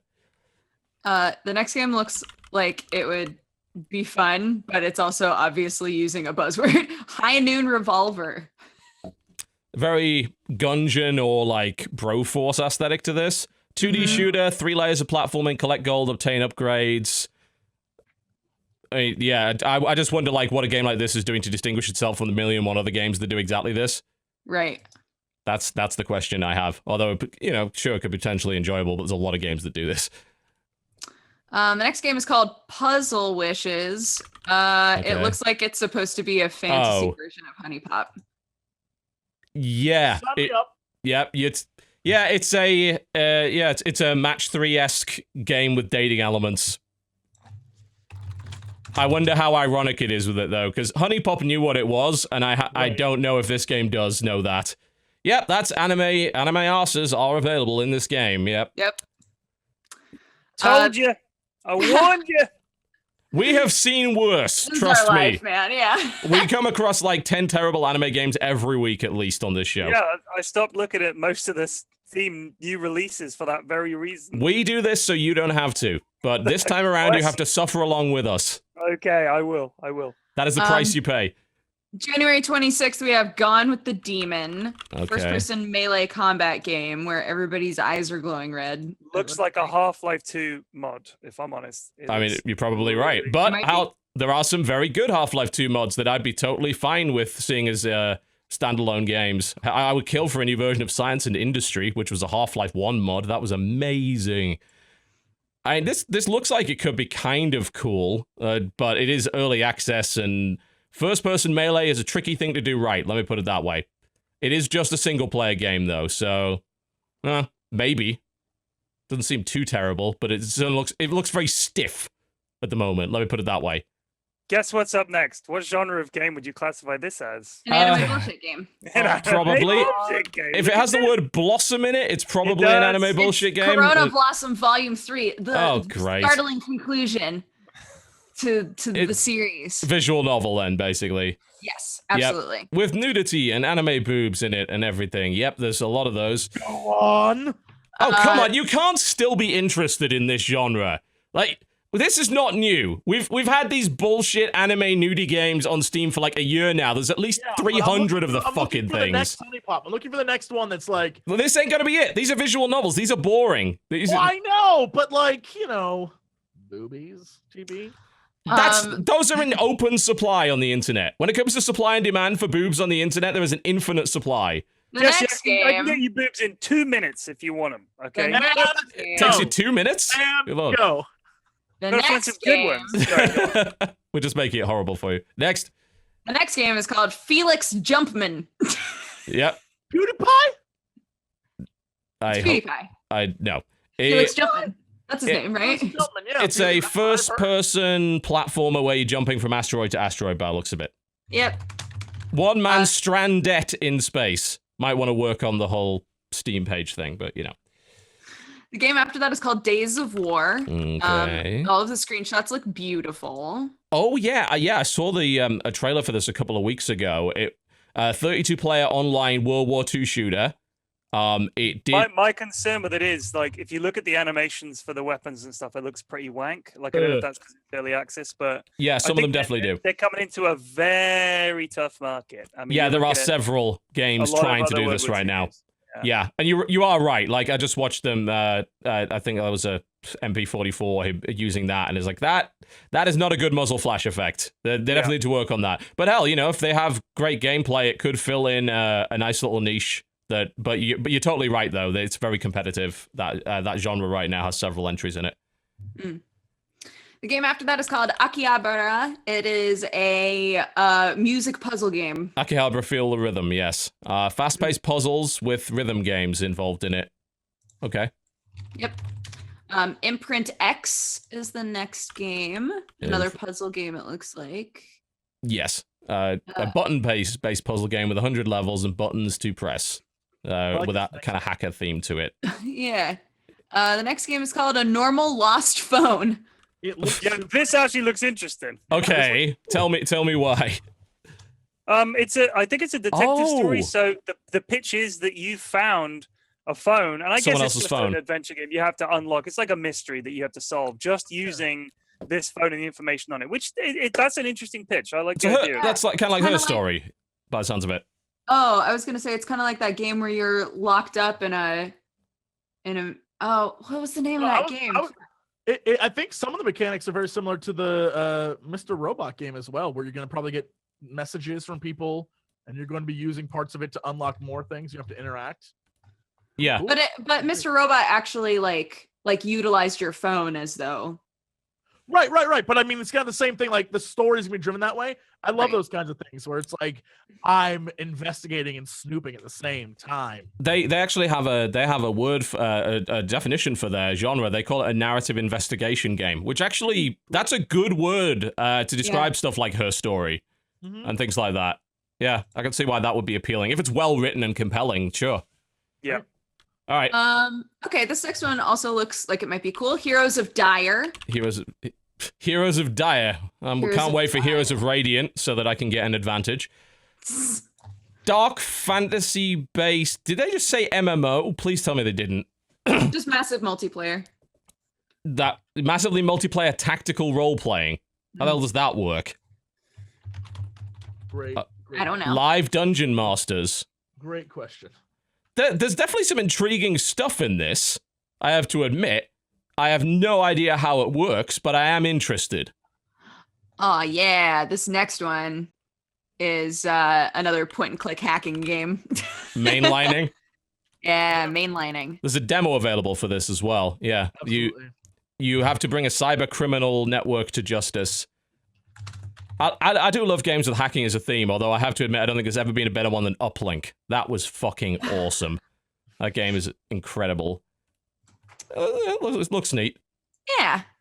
The next one is called Formula Next. It is a racing game set in the future. Would be expected. Is it Wipeout style?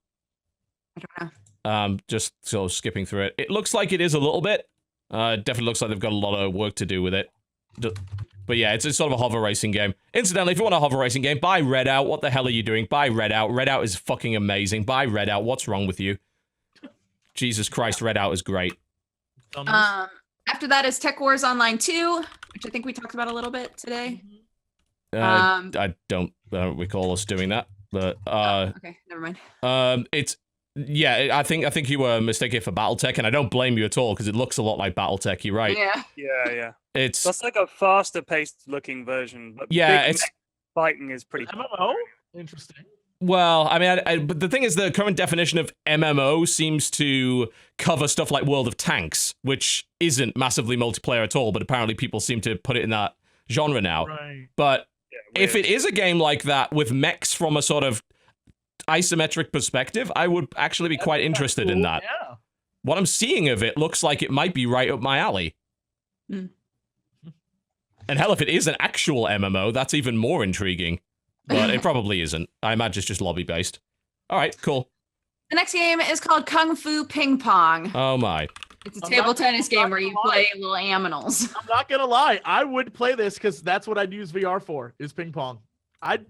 VR is good for that, yeah. But there's also about 5,000 ping pong games already available on VR. Yeah, but this one you fight monkeys, so I mean that's pretty great. The animation is a bit suspect, I have to say. The game after that is called Tales of Berseria. This is for January 27th. This is a pretty major release because it's part of the Tales series, and Yeah, we've had some of them on PC. I think we talked about whatever the one that I can't remember the name. They make increasingly complicated names like Tales of Zesperis or whatever. Now it's Tales of Berseria. There are a few Tales games on PC, but most of the ports are bad. So my hope is that this one is good because I actually do like the Tales games. They're real-time action sort of RPG, and generally I love the aesthetic of them, and the fighting's quite fun to do. So I have seen that so far this is getting good reviews on console. As to how good the PC version is, that's a different matter entirely. A lot of these Japanese developed games often have poor PC versions, so we'll see. We'll see what they come out with that. Holy fuck! What? Yep, you got there. I finally found the greatest game ever. I know which one you're looking at, but let's move on. Isolation is an indie horror game where you're trapped in a place with a plague. Oh, so it's another Escape the Room game by the sounds of it. Then there's Outrageous Grounds, The Maze. Okay, it's a virtual reality action adventure where you explore a maze and solve puzzles and all that kind of thing. Yeah. Cool. Next is My Super Tower 2. What's that? I don't know. Tower defense. It says single player classic strategy, tower defense game. Yeah. Bingo. Well, good luck. It's got the word tower in it. Good luck in that genre. There's too much competition there. And let's be honest, Element TD is the best TD. Unless your name is Defense Grid. And then you're the best TD. Facts. The game after that is called Echo Lake. Uh-huh. Adventure, kind of. Yep. Single player. It's puzzle, like echo-based puzzle game. Looks beautiful. You're in a rowboat. Let's move on to the next game. Oh my god! Would you like to talk about bloody boobs, Jesse? Yeah, can we just get this over with so that we can move on? Yeah.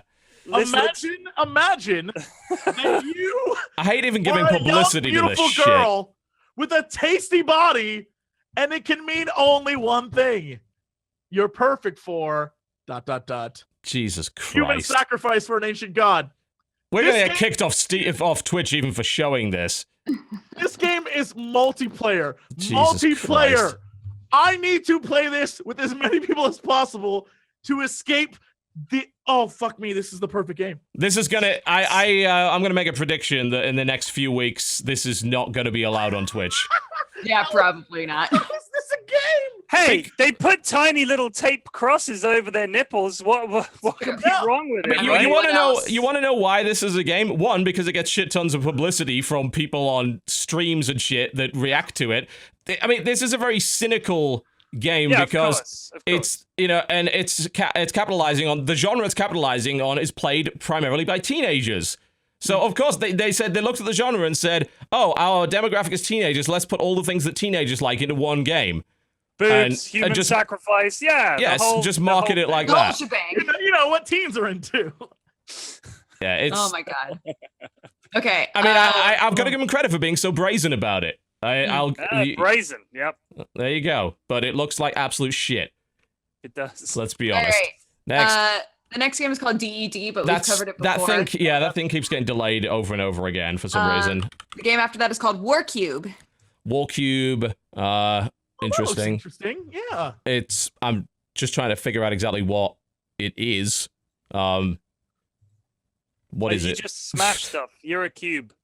Yeah, and you fight. And you fight stuff. Fight other cube people. You capture outposts and find treasures. You can launch yourself with catapults. There's some physics-based stuff in it, by the looks of it. Dynamic slow motion and speed ramping. It's similar to 300, but with cubes. Sold.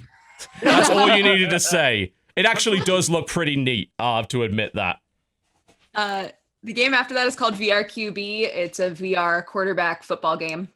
Yeah, there's a lot of those sort of little mini game things. There's a ton of like Be the Goalie games as well for football. They're like tech demos for me. A lot of their VR stuff is like, especially on Vive anyway. The Oculus stuff's generally more complete, but a lot of this shit, it's just tech demos. It's not worth me moving my computer down to the kitchen, which is the only space I've got big enough. That's what I'm saying. No, totally not. Next. The next game is called Candy Machine. It looks like it's one of those like puzzle What am I trying to say? Like make a factory work correctly, sort of games. Yeah, sort of those procedural puzzle production line kind of things that Yeah. which are enjoyable for certain people. I mean, and Factorio in particular is a fucking excellent game. But yeah. All right, sure. Yeah, game after that is called Tyler Model 005. You play a little robot, it looks like. Okay. 3D action platformer. It's quite pretty. I'll give them that. Yeah. From the 90... Oh, yeah, it's set in the 1950s. You can climb almost anything. Yeah, it's sort of a third-person platformer / puzzle game. Oh, and you can fight insects in it for some reason. Yeah, it's early access. Doesn't look too shabby, I gotta say. All right. Next game is called 12 Sky 2 Classic. This is definitely some port of a Asian MMO. Yes. Because if you're a fan of Wuxia, you will definitely love 12 Sky 2. So yeah. Oh, totally. Yeah, I have not. Yeah, there's actually quite a few sort of Chinese and Asian MMOs that are very much like this. They're not bad necessarily, but they often end up being very grindy. So yeah, I don't know. Don't know about that one. What? This next one is cute. It's just a trivia game called True or False 2. Yeah, it's literally what it says. Next.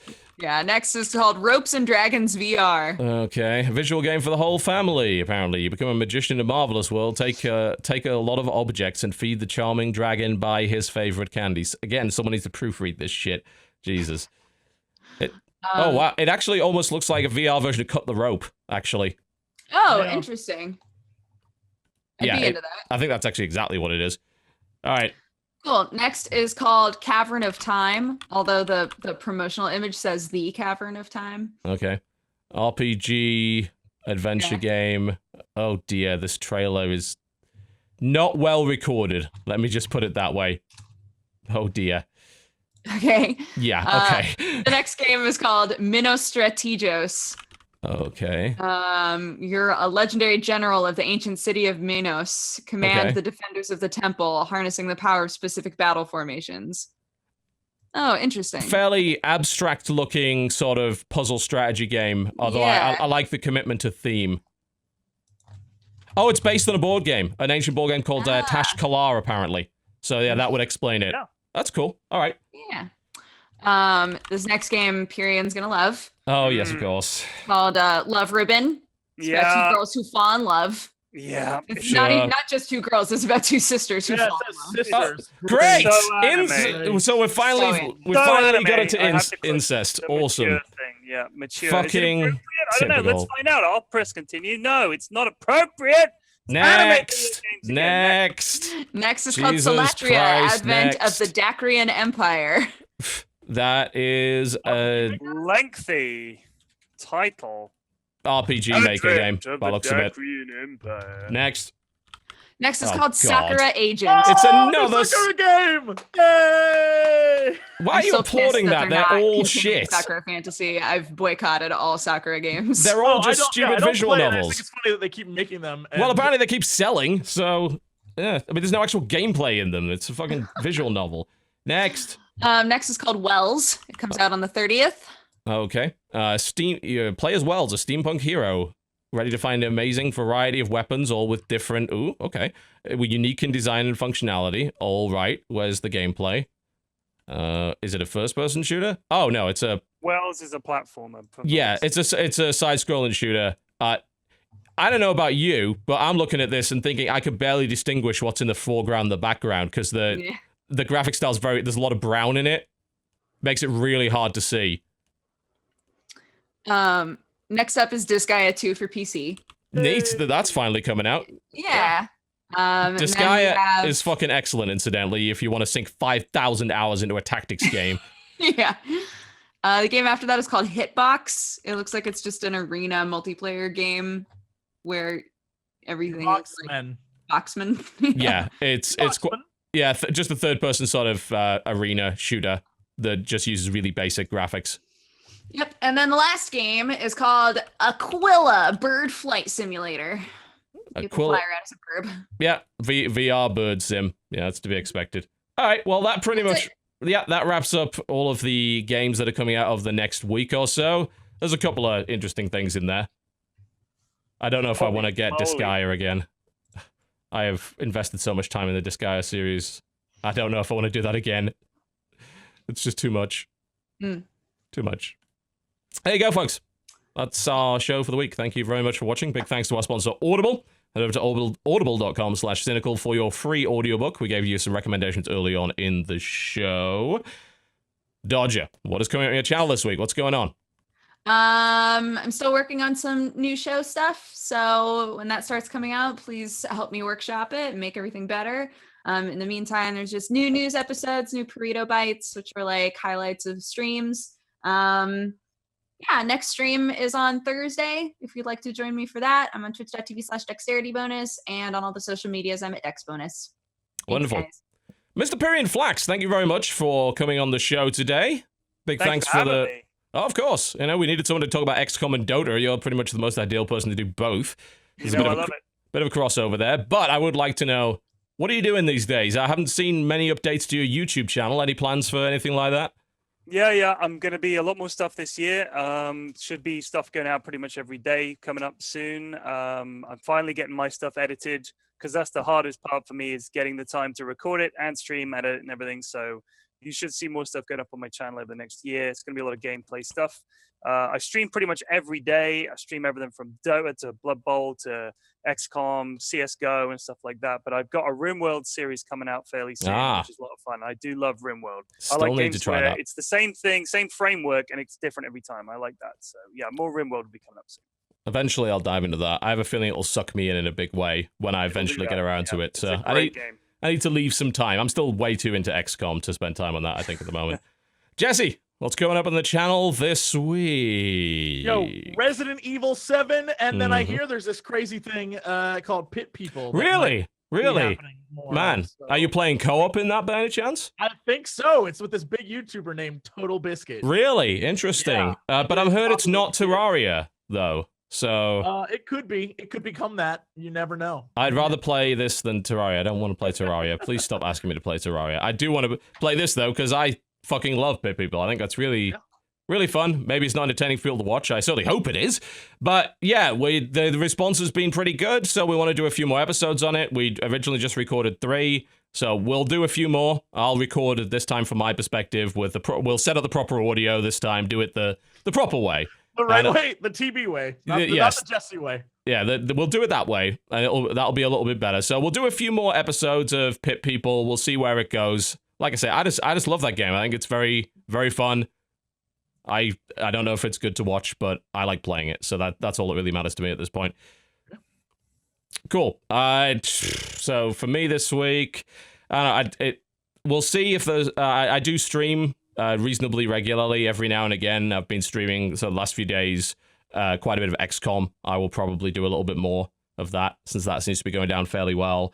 I've got a couple of games ready to do after hours on, Nefarious being one of them, Rise and Shine being another. So I want to put together a few videos like that. I'm probably not going to touch Resident Evil, honestly, so don't ask for that. You don't want my opinion on that damn thing anyway. Again, it's a horror game. I'm not so interested in playing it. But Pit People coming. The biggest thing that is coming out is, of course, my voice pack, my announcer pack for StarCraft 2 releases today, I believe, in America, and tomorrow, that being the 25th of January in Europe and Asian territories. It's already available if you happen to be in the SEA territory, Southeast Asia territory, as in Australia. It's been available since yesterday, so you can grab it there.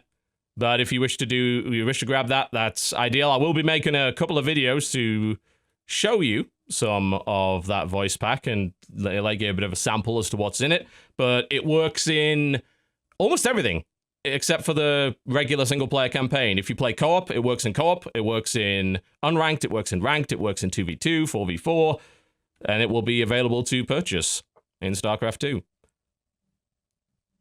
So there you go. Congrats. Yes, finally got it. I can join the illustrious PyrionFlax in one of the few YouTubers that's made an announcer pack for a video game. Technically 2. I made the Rick and Morty one as well. I helped to. So you did, good. yeah. You were involved in that. It's a lot of bloody work. Nobody knows. Yes. So they've been down that road. I've tried, and I'm just like, oh god, this is too much. No. Work. It is hard work. Yeah.